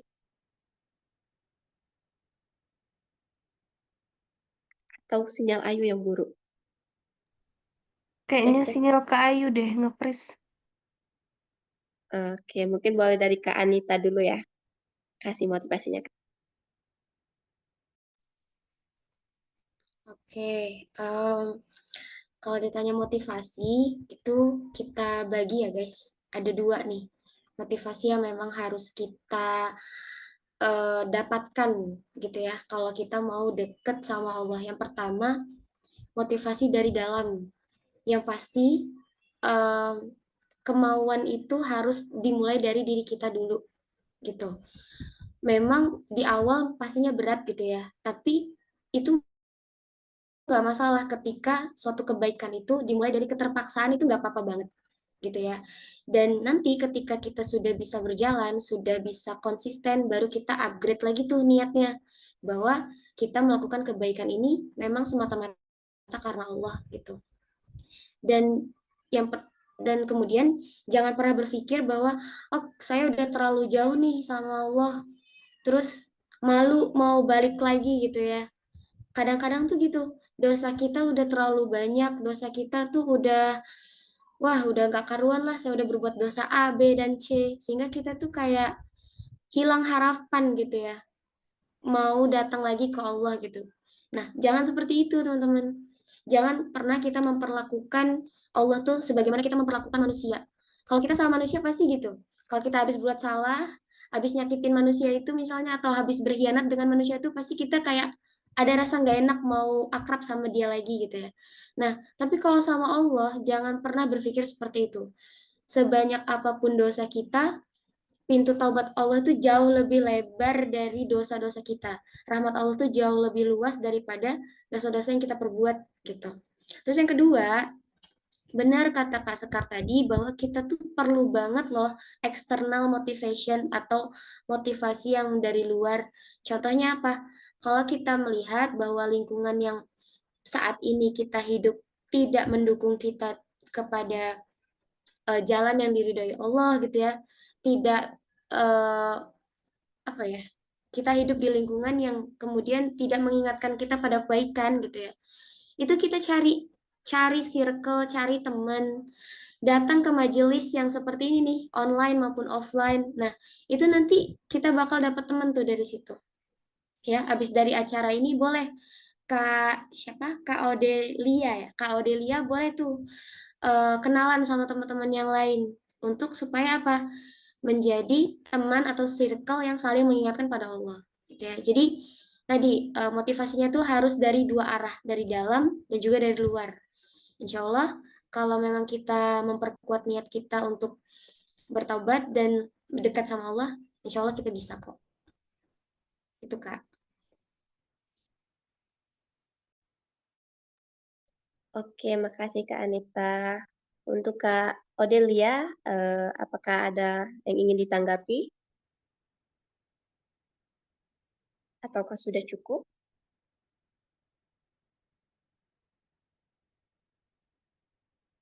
Ini ya Kak jawabannya. Terima kasih banyak ya Kak Anita, ilmunya selalu selalu Allah sehatkan terus ya Kak. Dan kakak-kakak lainnya Alhamdulillah sudah ada pencerahan dari Zoom hari ini. Terima kasih juga sudah mengadakan Zoom ini. Oke Kak Odelia, sama-sama. Bagi teman-teman yang lain, jika ingin curhat, ingin apapun itu, boleh raise hand, ataupun kalau nggak mau raise hand, bisa di kolom chat kayak gitu ya teman-teman. Jadi itu ya teman-teman, motivasi nih untuk kita semua yang nggak hanya untuk Kak Odelia. Terkadang saya sendiri pun ya, namanya manusia ya, keimanan itu bukan keimanan sih, semangat beribadah itu kan naik turun kayak gitu ya. Kalau keimanan jangan ya teman-teman, iman kita harus selalu percaya kayak gitu sama Allah dan lain-lainnya, sama takdir-takdirnya Allah kita harus selalu percaya.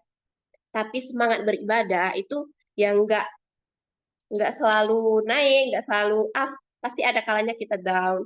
Jadi itulah tadi kita, walaupun kita down, percayalah teman-teman, yang dikatakan Kak Anita tadi bahwa rahman Allah, pintu ampunan Allah itu lebih besar dan lebih luas daripada dosa-dosa kita. Jadi jangan pernah malu untuk bertaubat, jangan pernah malu untuk kembali kepada Allah. Dan juga, oke, mungkin karena udah ada yang angkat tangan, kita lanjut dulu ya. Reviewnya nanti lagi. Boleh Kak Nurul, Khairat, dipersilakan. Baik Kak, terima kasih atas kesempatan yang diberikan. Yang ingin saya bagikan atau ceritakan itu terkait dengan bagaimana sih supaya kita itu tidak mudah merasa takut atau gagal. Karena yang sering terjadi itu uh, kita sendiri dengan ketakutan kita membuat kita tidak kemana-mana. Terus kita lihat di luar sana orang itu sudah sejauh itu, tapi kita tetap stay di ketakutan kita. Padahal ketakutan yang kita takutin itu belum tentu terjadi. Nah, dan saya melawan sedikit demi sedikit. Ternyata iya, betul memang yang kita takutkan itu tidak tidak seperti itu pada kalau kita sudah jalani. Nah, tapi bagaimana nih Kak supaya saya ini bisa terus berjalan ke depan karena jangan sampai dari awal-awal saja saya semangat, tetapi kalau sudah di pertengahan jalan, hampir di ujung itu membuat saya kembali down. Nah, itu Kak. Mungkin itu yang bisa saya tanyakan.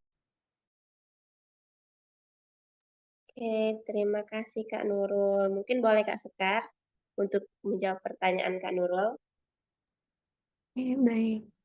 Terima kasih Kak Ayu, terima kasih Kak Nurul. Jadi dari pertanyaan yang Sekar tangkap tadi ya, maaf kalau salah, Sekar ulangin dulu. Gimana caranya menghilangkan rasa ketakutan atau rasa khawatir terhadap sesuatu yang belum terjadi gitu ya. Terus gimana caranya biar istiqomah dan nggak, ya biar istiqomah ya kalau nggak salah tadi gitu. Betul nggak? Kak Nurul, apakah benar? Iya Kak, betul. Betul, oke. Sekarang izin jawab ya Kak Nurul. Jadi gimana sih Kak rasa eh, kita menghilangkan rasa kekhawatiran kita terhadap sesuatu yang belum terjadi. Nah, itu tadi sebenarnya kita perlu meyakinkan kembali Kak dalam diri kita bahwasannya sebelumnya kan sudah di-mention juga tuh sama Kak Anita. Bahwasannya kita tuh kan ada 6 rukun iman gitu ya. Yang terakhir adalah iman kepada kodok kodar. Nah, apa yang kakak khawatirkan seandainya kakak khawatir terhadap karir, terhadap pendidikan, atau terhadap masa depan yang lain yang kadang suatu khawatir itu yang ya memang bukan di ranahnya kita gitu ya. Kita kan nggak tahu ya, nggak bisa ngeramal masa depan gitu. Tapi yang perlu kita yakini adalah bahwasannya skenario ke depannya itu adalah eh, semuanya itu sudah diatur sama Allah. Sudah dalam perencanaannya Allah. Sudah dalam skenarionya Allah. Nah, ranahnya kita adalah apapun yang sedang kita ikhtiarkan saat ini gitu ya. Ya kita perlu ikhtiarkan dengan sebaik mungkin, dengan jalan yang benar-benar baik gitu ya, dengan jalan yang Allah ridhoi. Kita tuh nggak perlu khawatir. Tapi sebenarnya ya di dalam diri kita sebagai manusia gitu ya, pasti ada lah ya rasa khawatir. Nah, rasa khawatir ini tadi sering muncul ya karena memang datangnya tuh bisa jadi dari waswasnya setan gitu. Setan tuh memang datangnya tuh untuk menguji kita, untuk menggoyahkan iman kita gitu ya, untuk membisik-bisikkan kita gitu, agar kita tuh merasa ragu gitu ya, agar kita tuh merasa nggak yakin terhadap masa depan. Maka yang perlu ditanamkan pertama kali adalah kita kuatkan lagi akidah kita. Kita percaya bahwasannya aku ikhtiar ini sudah sebaik mungkin aku berikhtiar dan insya Allah kedepannya akan Allah atur dengan sebaik-baiknya gitu ya. Karena Allah sebaik-baik pembuat rencana dan pembuat skenario gitu. Kemudian gimana Kak untuk aku bisa istiqomah gitu ya ke depannya biar nggak kendor-kendor gitu ya. Tadi tuh naik turunnya semangat itu wajar ya sebagai kita sebagai manusia. Tapi gimana caranya untuk menaikkan iman? Sekar pun sama gitu ya. Biar kita nggak kendor-kendor gitu ya. Jangan berjalan sendirian Kak Nurul. Berjalannya bersama-sama dengan teman yang bisa saling mengingatkan, bisa saling merangkul, bisa saling menarik gitu ya. Seandainya Kak Nurul tertinggal di belakang, maka ada teman yang di depan kakak yang bisa menggandeng gitu ya. Yang bisa saling mengingatkan, bisa melihat, oh Kak Nurul di mana nih gitu. Seandainya kakak kurang semangat di dalam hadir ke kajian, maka carilah teman-teman yang memang bisa mengajak Kak Nurul, menyemangati Kak Nurul untuk bisa hadir ke kajian. Begitu juga dengan aktivitas-aktivitas yang lainnya gitu. Maka carilah teman yang positif, teman-teman yang bisa merangkul dan mengajak Kak Nurul untuk bisa semangat, memberi motivasi gitu. Karena memang kalau kita berjalan sendirian tuh pasti banyak godaannya, Kak. Tapi kalau rame-rame tuh insya Allah lah, rame-rame kita pasti akan lebih kuat gitu. Mungkin gitu. Mau ditanggapin boleh, Kak Nurul. Boleh Kak Nurul kalau ada yang ingin ditanggapi? Baik, Kak, mungkin cukup untuk jawabannya. Itu yang pertama yang harus saya lakukan itu perlu meyakinkan diri saya dulu dan percaya bahwa skenario ke depan itu sudah diatur oleh Allah dan yang perlu kita lakukan sekarang itu berusaha sebaik mungkin tentang hasilnya itu serahkan ke Allah. Dan yang kedua, bagaimana supaya saya bisa istiqomah itu mencari teman yang bisa menguatin saya. Dan juga Kak, ada lagi satu ini yang di mana, saya dilema atas, 2 pilihan. Yang, sekarang, saya, kuliah yang di mana di jurusan saya ini ada, 3 pilihan ketika saya semester, 3 nanti, sekarang saya semester 2. Nah, terus, pilihan dari SMK saya itu dari anak tata busana. Nah, tetapi hobi saya itu emang di tata boga. Nah, terus, di kampus itu ketika saya lihat, anak tata boga, kayak lebih tertarik ke sana.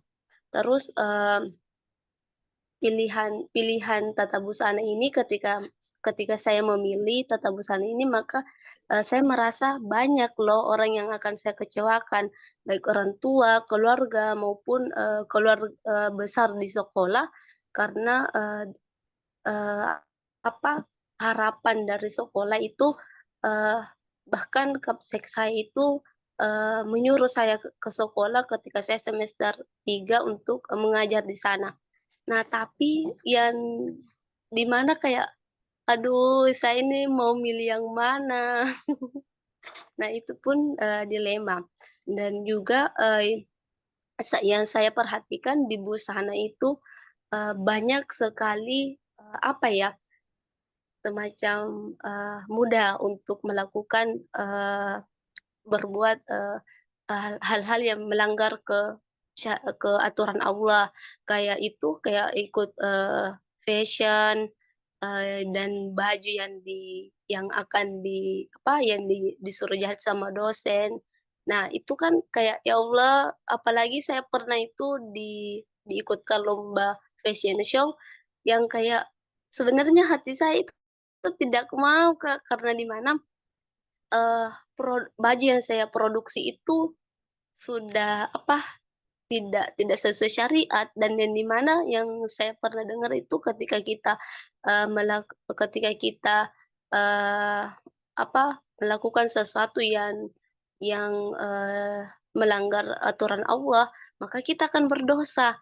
Nah, itu kan sampai sekarang itu sejak, saya SMK diikutkan lomba, sampai sekarang perasaan bersalah itu, menghantui saya, Kak, seperti itu. Nah, menurut Kakak, pilihan apa yang seharusnya saya ambil, Kak? Mungkin itu, Kak. Karena, memang keresahan ini, aduh, bagaimana ya, tidak bisa dijelaskan dengan kata-kata, Kak. Syukron, Kak. Nah, mungkin dari Kak Anita boleh ya, bantu jawab dulu. Untuk Kak Novela, harap bersabar ya Kak Novela. Boleh Kak Anita? Mohon maaf, host, pertanyaannya apa tadi? Agak putus-putus di aku. Oke, Intinya. intinya itu dia itu lagi bimbang Kak Anita. Dia itu sekarang itu kalau nggak salah semester 2 mau masukin semester 3. Dia itu di tata busana sekarang jurusannya. Dia itu padahal minatnya pengen di tata boga. Dan dia tuh sadar betul juga bahwa di tata busana itu ya bikin baju itu ya kebanyakan tuh kan yang nggak sesuai syariat kayak gitu. Jadi dia bimbang. Mungkin boleh pencerahannya Kak Anita. Oke, berarti intinya siapa nih tadi yang nanya? Kak Nurul ya? Kak Nurul ini ngerasa salah jurusan kali ya. Kayaknya itu memang sesuatu yang sering dialami deh sama anak-anak kuliah, karena aku juga pernah ngerasain kayak salah jurusan gitu. Karena mungkin jurusan yang kita pilih itu nggak sesuai dengan minat kita gitu ya. Nah, sebenarnya itu semua tuh pilihan di Kak Nurul ya. Kalau memang Kak Nurul itu nggak bisa handle ketidaknyamanan di jurusan ini gitu ya, karena ngerasa wah ini bukan passion aku nih, bukan potensi aku di sini gitu. Kalau nggak salah semester 2 itu masih bisa ya kita misalnya stop out atau gimana. Tapi kalau semisal itu apa ya, tidak memungkinkan kita untuk stop out terus daftar lagi, pilih jurusan yang kita mau, itu kan ribet ya, prosesnya juga panjang. Kalau saran dari aku, kenapa aku bisa menyarankan ini? Karena aku juga sempat mengalami salah jurusan. Nah, jurusan yang sekarang tadi apa? Tata busana ya. Nah, jurusan yang sekarang itu kan kita bakal belajar tuh, Kak Nurul ya. Kak Nurul bakal belajar tentang mungkin kualitas bahan atau ya segala macam tentang perbusanaan lah gitu ya. Serap ilmunya sebaik mungkin. Nah, ketika nanti Kak Nurul sudah expert dalam bidang ini gitu ya, Kak Nurul bisa tuh menjadi salah satu apa ya, dalam tanda kutip brand ambassador lah, pakaian-pakaian yang syar'i. Jadi kalau Kak Nurul sudah sadar bahwa oh ternyata sekarang tuh banyak banget loh di sekeliling aku yang mungkin dia desainnya kurang syar'i. Nah, Kak Nurul bisa tuh jadi pelopor pakaian syar'i gitu kan. Dan pastinya lebih profesional karena Kak Nurul sudah menyerap ilmu-ilmu tentang perbusanaan gitu. Misalnya memotong pola atau apa kayak gitu ya. Aku nggak tahu sih ilmu-ilmu perbusanaan. Jadi intinya kalau menurut aku, kalau dirasa kita mau pindah jurusan itu ribet dan prosesnya panjang, ya sudah, karena kita sudah terlanjur nyemplung gitu ya, kita nyelam sekalian gitu loh. Jadi serap ilmunya sebaik mungkin, dan ketika nanti kita sudah punya modal, dalam artian kita sudah punya kapasitas untuk membuat sebuah karya, nah di situ baru tuh Kak Nurul bisa membuat busana-busana muslim yang disitunya kita masukkan unsur-unsur dakwah Islamnya. Nah, itu kan insya Allah pahala juga, benar pahala. Jadi Kak Nurul berdakwah lewat jalur desain pakaian ya. Itu keren banget loh Kak Nurul. Nah, itu sih mungkin ya saran dari aku.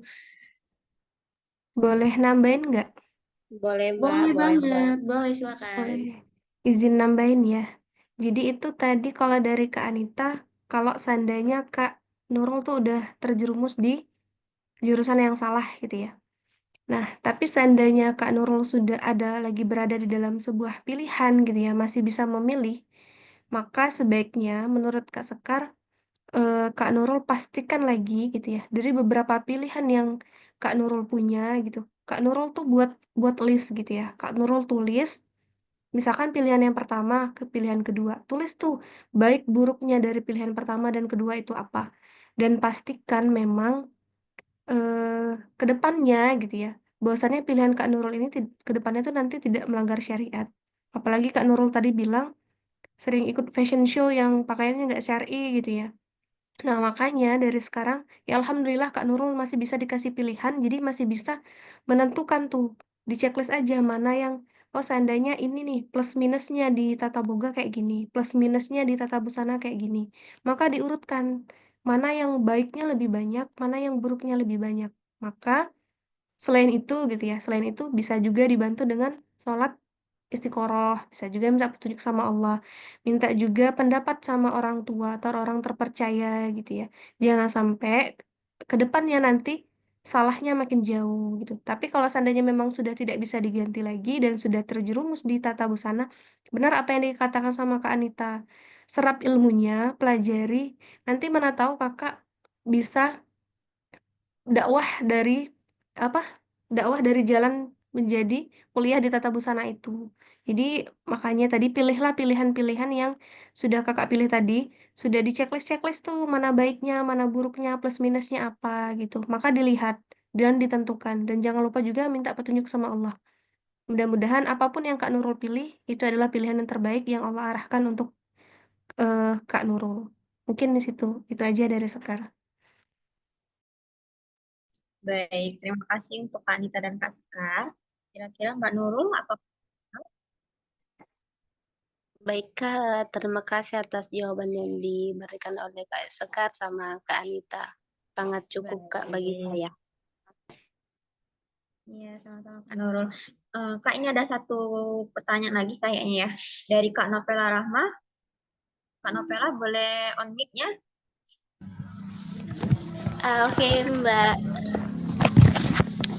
Halo, apakah suara aku kedengaran, Mbak? Dengaran. Oke, sebelumnya kenalin, Mbak. Nama aku Novela Rahmadona. Dan kebetulan aku sekarang adalah seorang mahasiswa akhir gitu kan. Dan juga umur aku itu di umur 22 tahun. Yang dimana dinamika, tentunya kan dinamika di umur 20-an ini kan cukup banyak lah ya yang dihadapin gitu.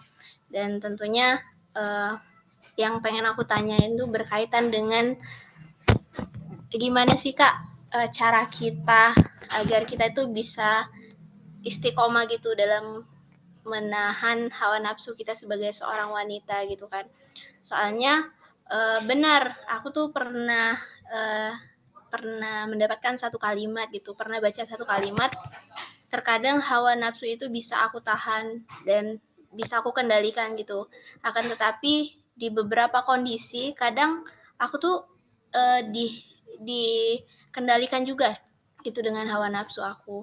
Dan mungkin berkaitan dengan umur 20-an ini, berkaitan dengan aku kan sesuatu yang disebut dengan jatuh cinta pada orang itu kan kepada lawan jenis, kepada orang, pada seseorang itu kan suatu hal yang nggak bisa aku kendalikan gitu kan, sesuatu perasaan yang nggak bisa aku kendalikan gitu. Gimana sih Kak istiqomah gitu, agar aku tuh bisa istiqomah untuk terus bisa melawan hawa nafsu aku sebagai seorang wanita dalam pandangan Islam gitu. Mungkin itu sih Kak.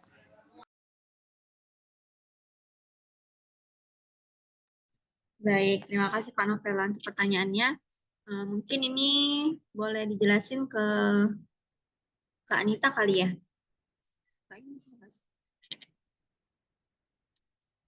Oke, baik. Terima kasih Kak Dita, terima kasih Kak Nopela ya tadi yang nanya. Jadi yang aku tangkap di sini adalah cara melawan hawa nafsu ya ketika kita sedang jatuh cinta. Ya, sepertinya gini.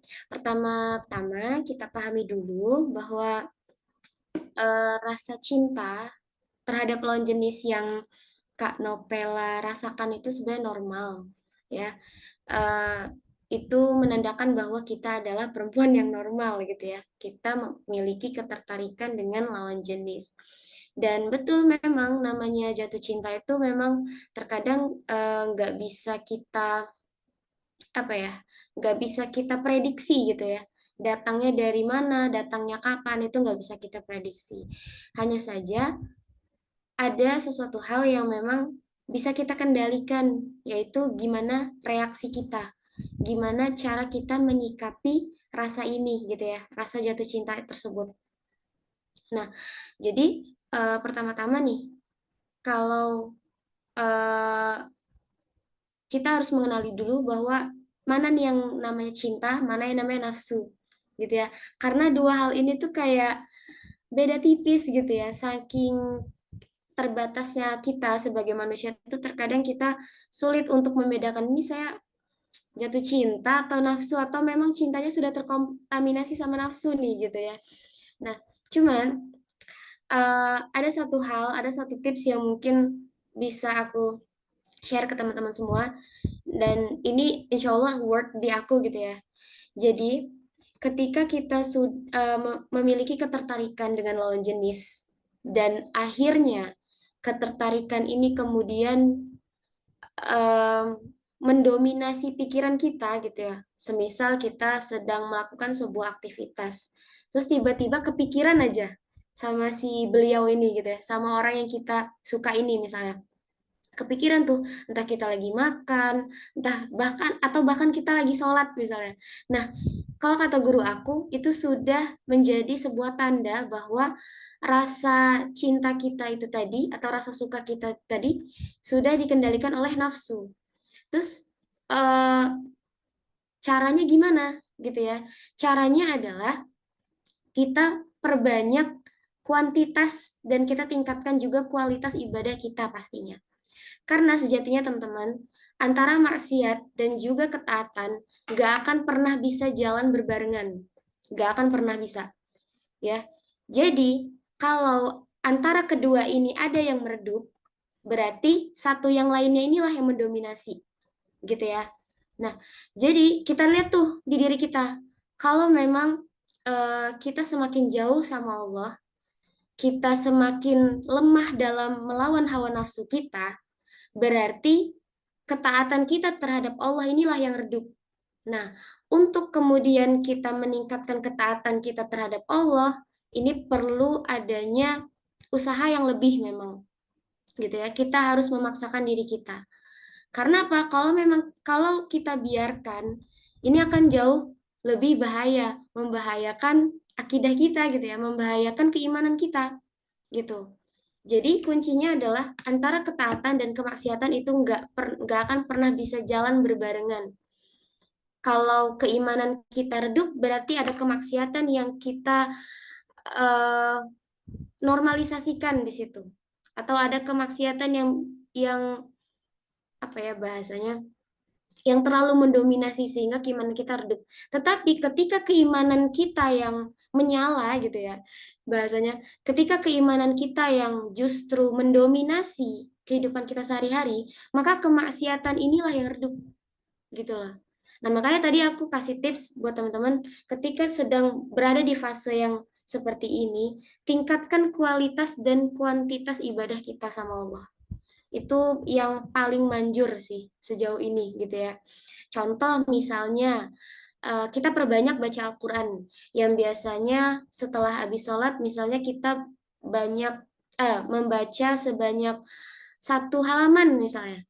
Nah, kita perbanyak jadi 2 halaman atau jadi 1,5 halaman misalnya gitu. Dari hal-hal yang kecil ini aja, meskipun kita tidak paham ya apa yang kita baca di dalam Al-Quran itu, Tapi insya Allah dengan kita memperbanyak kuantitas dan meningkatkan kualitas ibadah kita, kemaksiatan atau hawa nafsu yang kemudian tadi akan mengarahkan kita kepada hal-hal yang tidak diridhoi oleh Allah, itu akan meredup dengan sendirinya. Insya Allah atas izin Allah. Dan pastinya minta pertolongan Allah juga. Ini modal yang paling utama. Karena hati kita itu Allah yang menggenggam, teman-teman. Jadi minta pertolongan kepada Allah untuk diteguhkan hatinya di atas agama Allah gitu. Nah, sisanya baru deh kita dengar kajian gitu ya. Kita sibukkan diri kita dengan hal-hal yang memang positif, yang memang mengarahkan kita kepada kedekatan kepada Allah.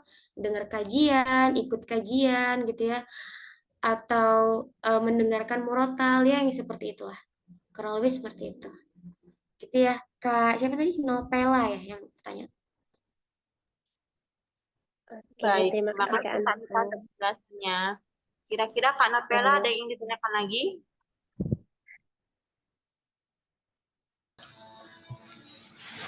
Oke, kalau untuk sekarang mungkin jawaban dari Kak Anita sudah cukup sih, Kak. Terima kasih banyak ya, Kak Anita. Sama-sama Kak Nopela, semangat.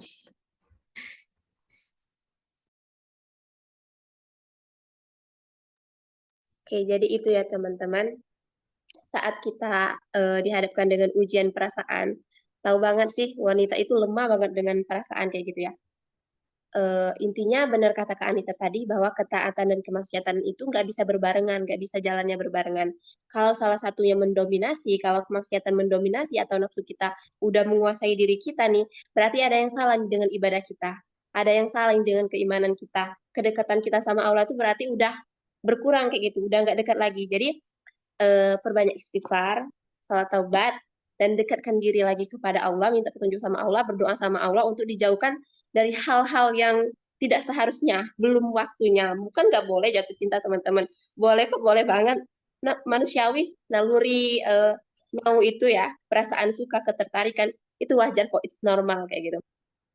Jadi balik lagi, kalau memang belum waktunya, ya kita dekatkan diri sama Allah, berdoa, minta dilindungi ya diri kita.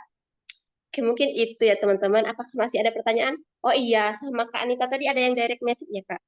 Boleh tuh dibacakan dan boleh sekalian dijawab juga. Sama Kak Sekar mungkin jawabnya. Kak Sekar dulu, nanti Oke. baru Kak Anita. Oke. Boleh. Aku izin membacakan ya. Jadi tadi ada yang mengirimkan via message. Kak, izin tanya. Kalau kita mau menarik diri karena ngerasa insecure gimana ya Kak? Apalagi kalau teman-teman lama sudah ngomongin tentang pencapaiannya mereka, sedangkan kita itu belum punya pencapaian apa-apa. Kurang lebih gitu pertanyaannya. Mungkin bisa dijawab oleh Kak Skar dulu kali ya. Oke, menarik diri gitu ya, menarik diri dari teman-teman yang suka Flexing. unjuk-unjuk unjuk-unjuk pencapaian gitu ya. Betul. Oke, jadi menurut Sekar gitu ya, untuk kakak yang bertanya gitu. Kalau memang kakak ngerasa lingkungan pertemanan itu udah nggak baik, udah toksik, ya nggak apa-apa, perlahan ditinggalin gitu.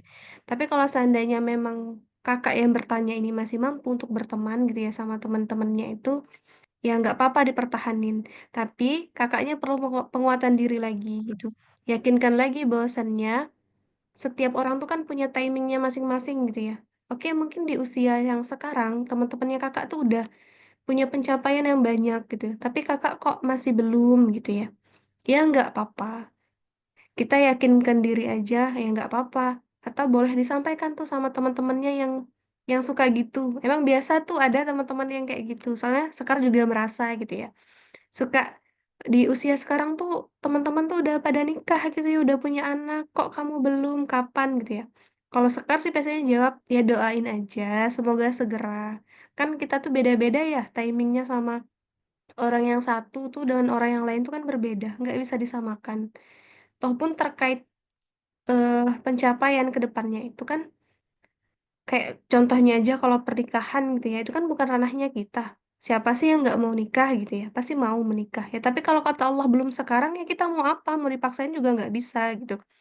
Kemudian kalau terkait pekerjaan misalkan, Ya mungkin kakak yang bertanya saat ini misalkan sekarang belum punya banyak pencapaian, belum punya pekerjaan yang mapan misalkan, belum punya pasangan mungkin kayak teman-temannya, pasangan halal maksudnya ya.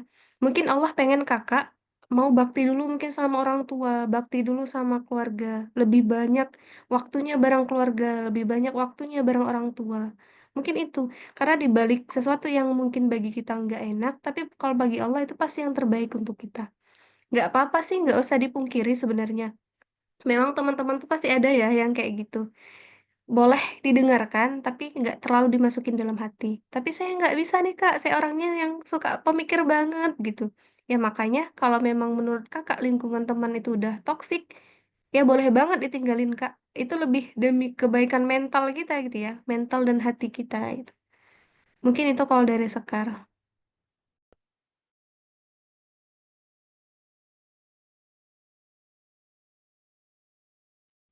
Baik, Kak Sekar. Terima kasih banyak untuk penjelasannya. Baik, ini ada satu lagi pertanyaan, Kak. Dia ngirim ke pesan langsung ke Dita ya, mungkin Dita bacain ya. Assalamualaikum Kak, izin bertanya. Tadi kita ngebahas tentang keresahan dan overthinking. Nah, salah satunya keresahan yang dirasakan saya pribadi ialah tentang jodoh. Walaupun kita tahu jodoh itu udah ada, tapi masih suka kepikiran. Pertanyaannya, bagaimana caranya meyakinkan diri supaya nggak terlalu overthinking? Nah, terima kasih. Boleh untuk Kak Anita jawab.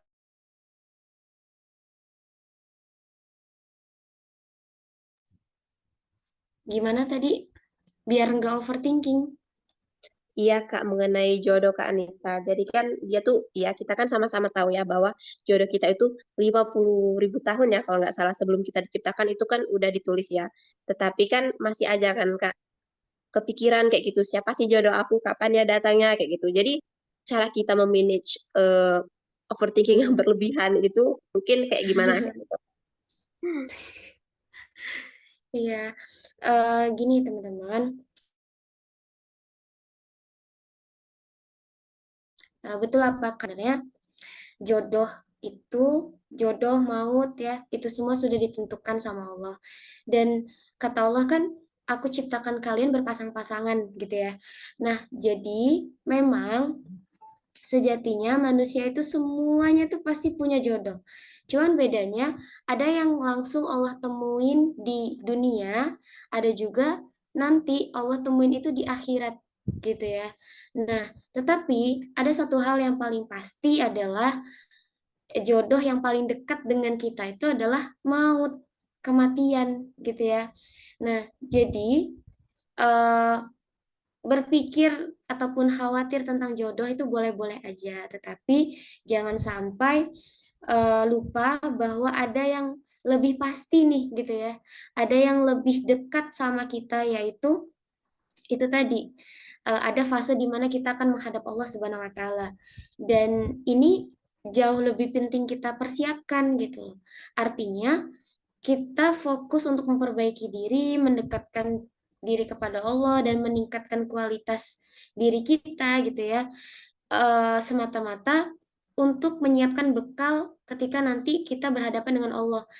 Kalau seandainya Allah izinkan untuk bertemu jodoh di dunia, alhamdulillah gitu ya.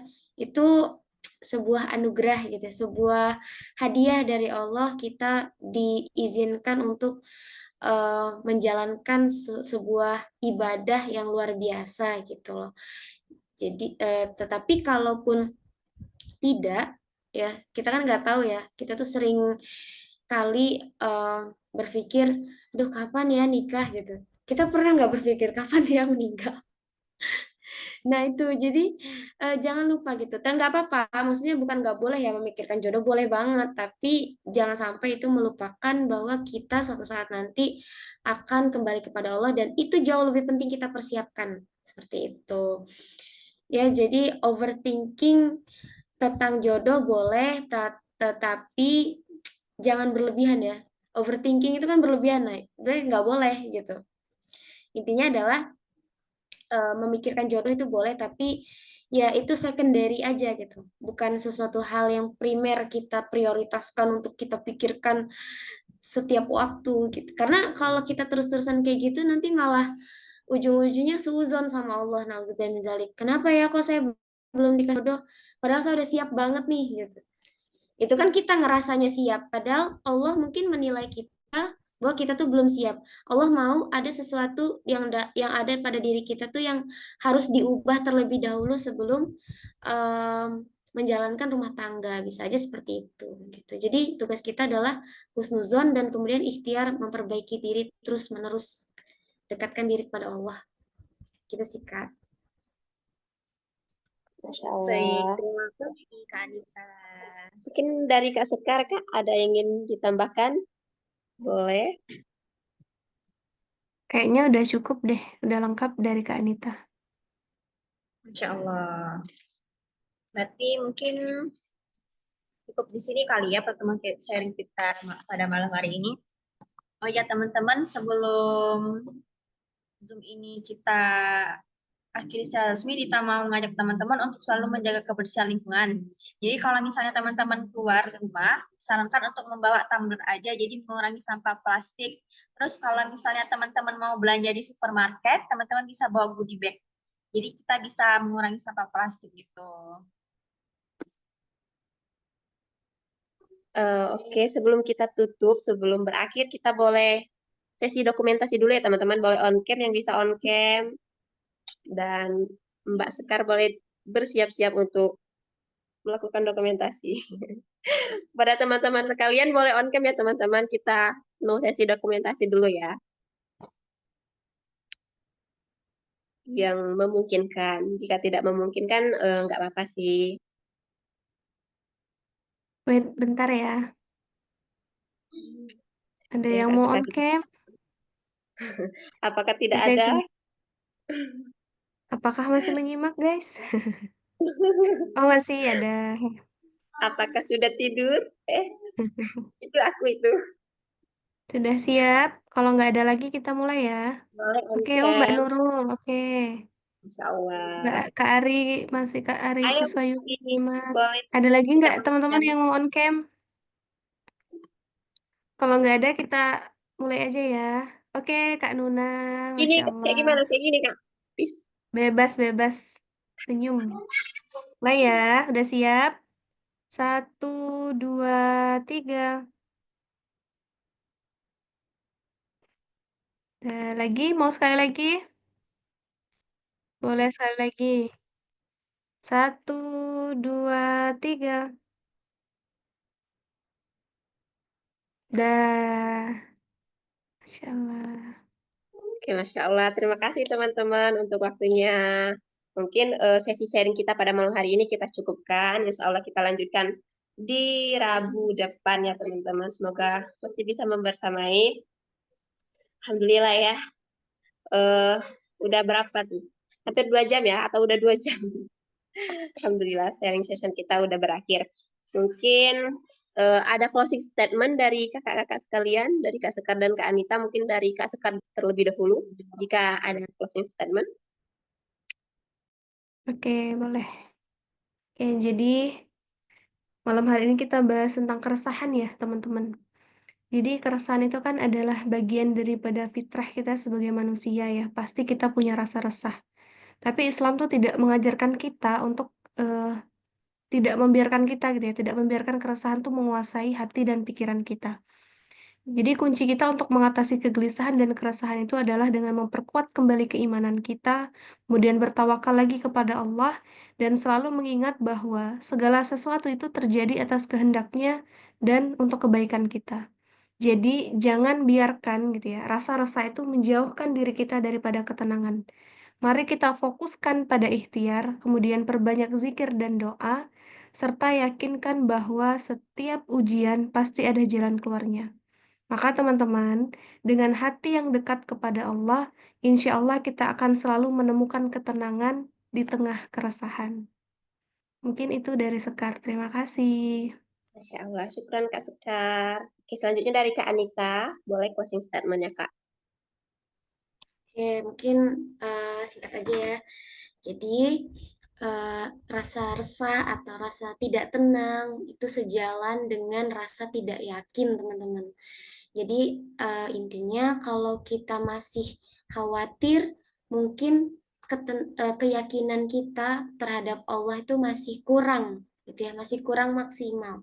Jadi pesan dari aku untuk teman-teman semua dan untuk diri aku sendiri juga, bahwa ayo kita sama-sama tingkatkan keyakinan kita kepada Allah agar semakin bisa meminimalisir keresahan, gitu ya. Intinya jangan mudah khawatir dengan sesuatu yang fana agar kita tidak mudah disetir oleh dunia. Oke, mungkin itu ya dari aku. Assalamualaikum warahmatullahi wabarakatuh. Waalaikumsalam warahmatullahi wabarakatuh. Itu mungkin closing statement dari kakak-kakak kita. Apakah sudah join kembali Kak Ayul? Afwan ya teman-teman, soalnya sinyal Kak Ayulnya buruk, kakak kita yang satu lagi, pemateri kita yang satu lagi itu. Apakah sudah join lagi? Sepertinya belum join, jadi kita cukupkan sharing session kita pada malam hari ini. Terima kasih buat teman-teman yang udah membersamai dari awal sampai akhir. Semoga apa-apa yang kita dapatkan bisa kita kita implementasikan, bisa bermanfaat bagi yang mendengarkan, yang memberikan. Semoga insight-insight yang dikasihkan kakak-kakaknya bisa menjadi amal jariah buat kakak-kakaknya. Semoga ilmunya bermanfaat kayak gitu ya. Amin amin ya rabbal alamin. Oke, mungkin untuk menutup sesi sharing session kita pada malam hari ini, alangkah baiknya kita bersama-sama melapaskan lapas hamdalah dan disempurnakan dengan doa kafaratul majelis. Alhamdulillahirabbil alamin. Subhanaka wa bihamdika asyhadu an la ilaha illa anta. Kami dari kakak-kakaknya mewakili Kak Sekar, Kak Anita, Kak Dita, Kak Ayul, mohon maaf apabila terjadi banyak kesalahan, kehilapan. Namanya juga manusia ya teman-teman, dan juga kita di sini sama-sama belajar kayak gitu. Pada Allah kami mohon ampun. Kami akhiri. Wassalamualaikum warahmatullahi wabarakatuh. Syukron teman-teman semua. Terima kasih, selamat istirahat. Sampai Selamat ketemu lagi. istirahat. Insya Allah kita jumpa lagi di Rabu depan. Bye-bye.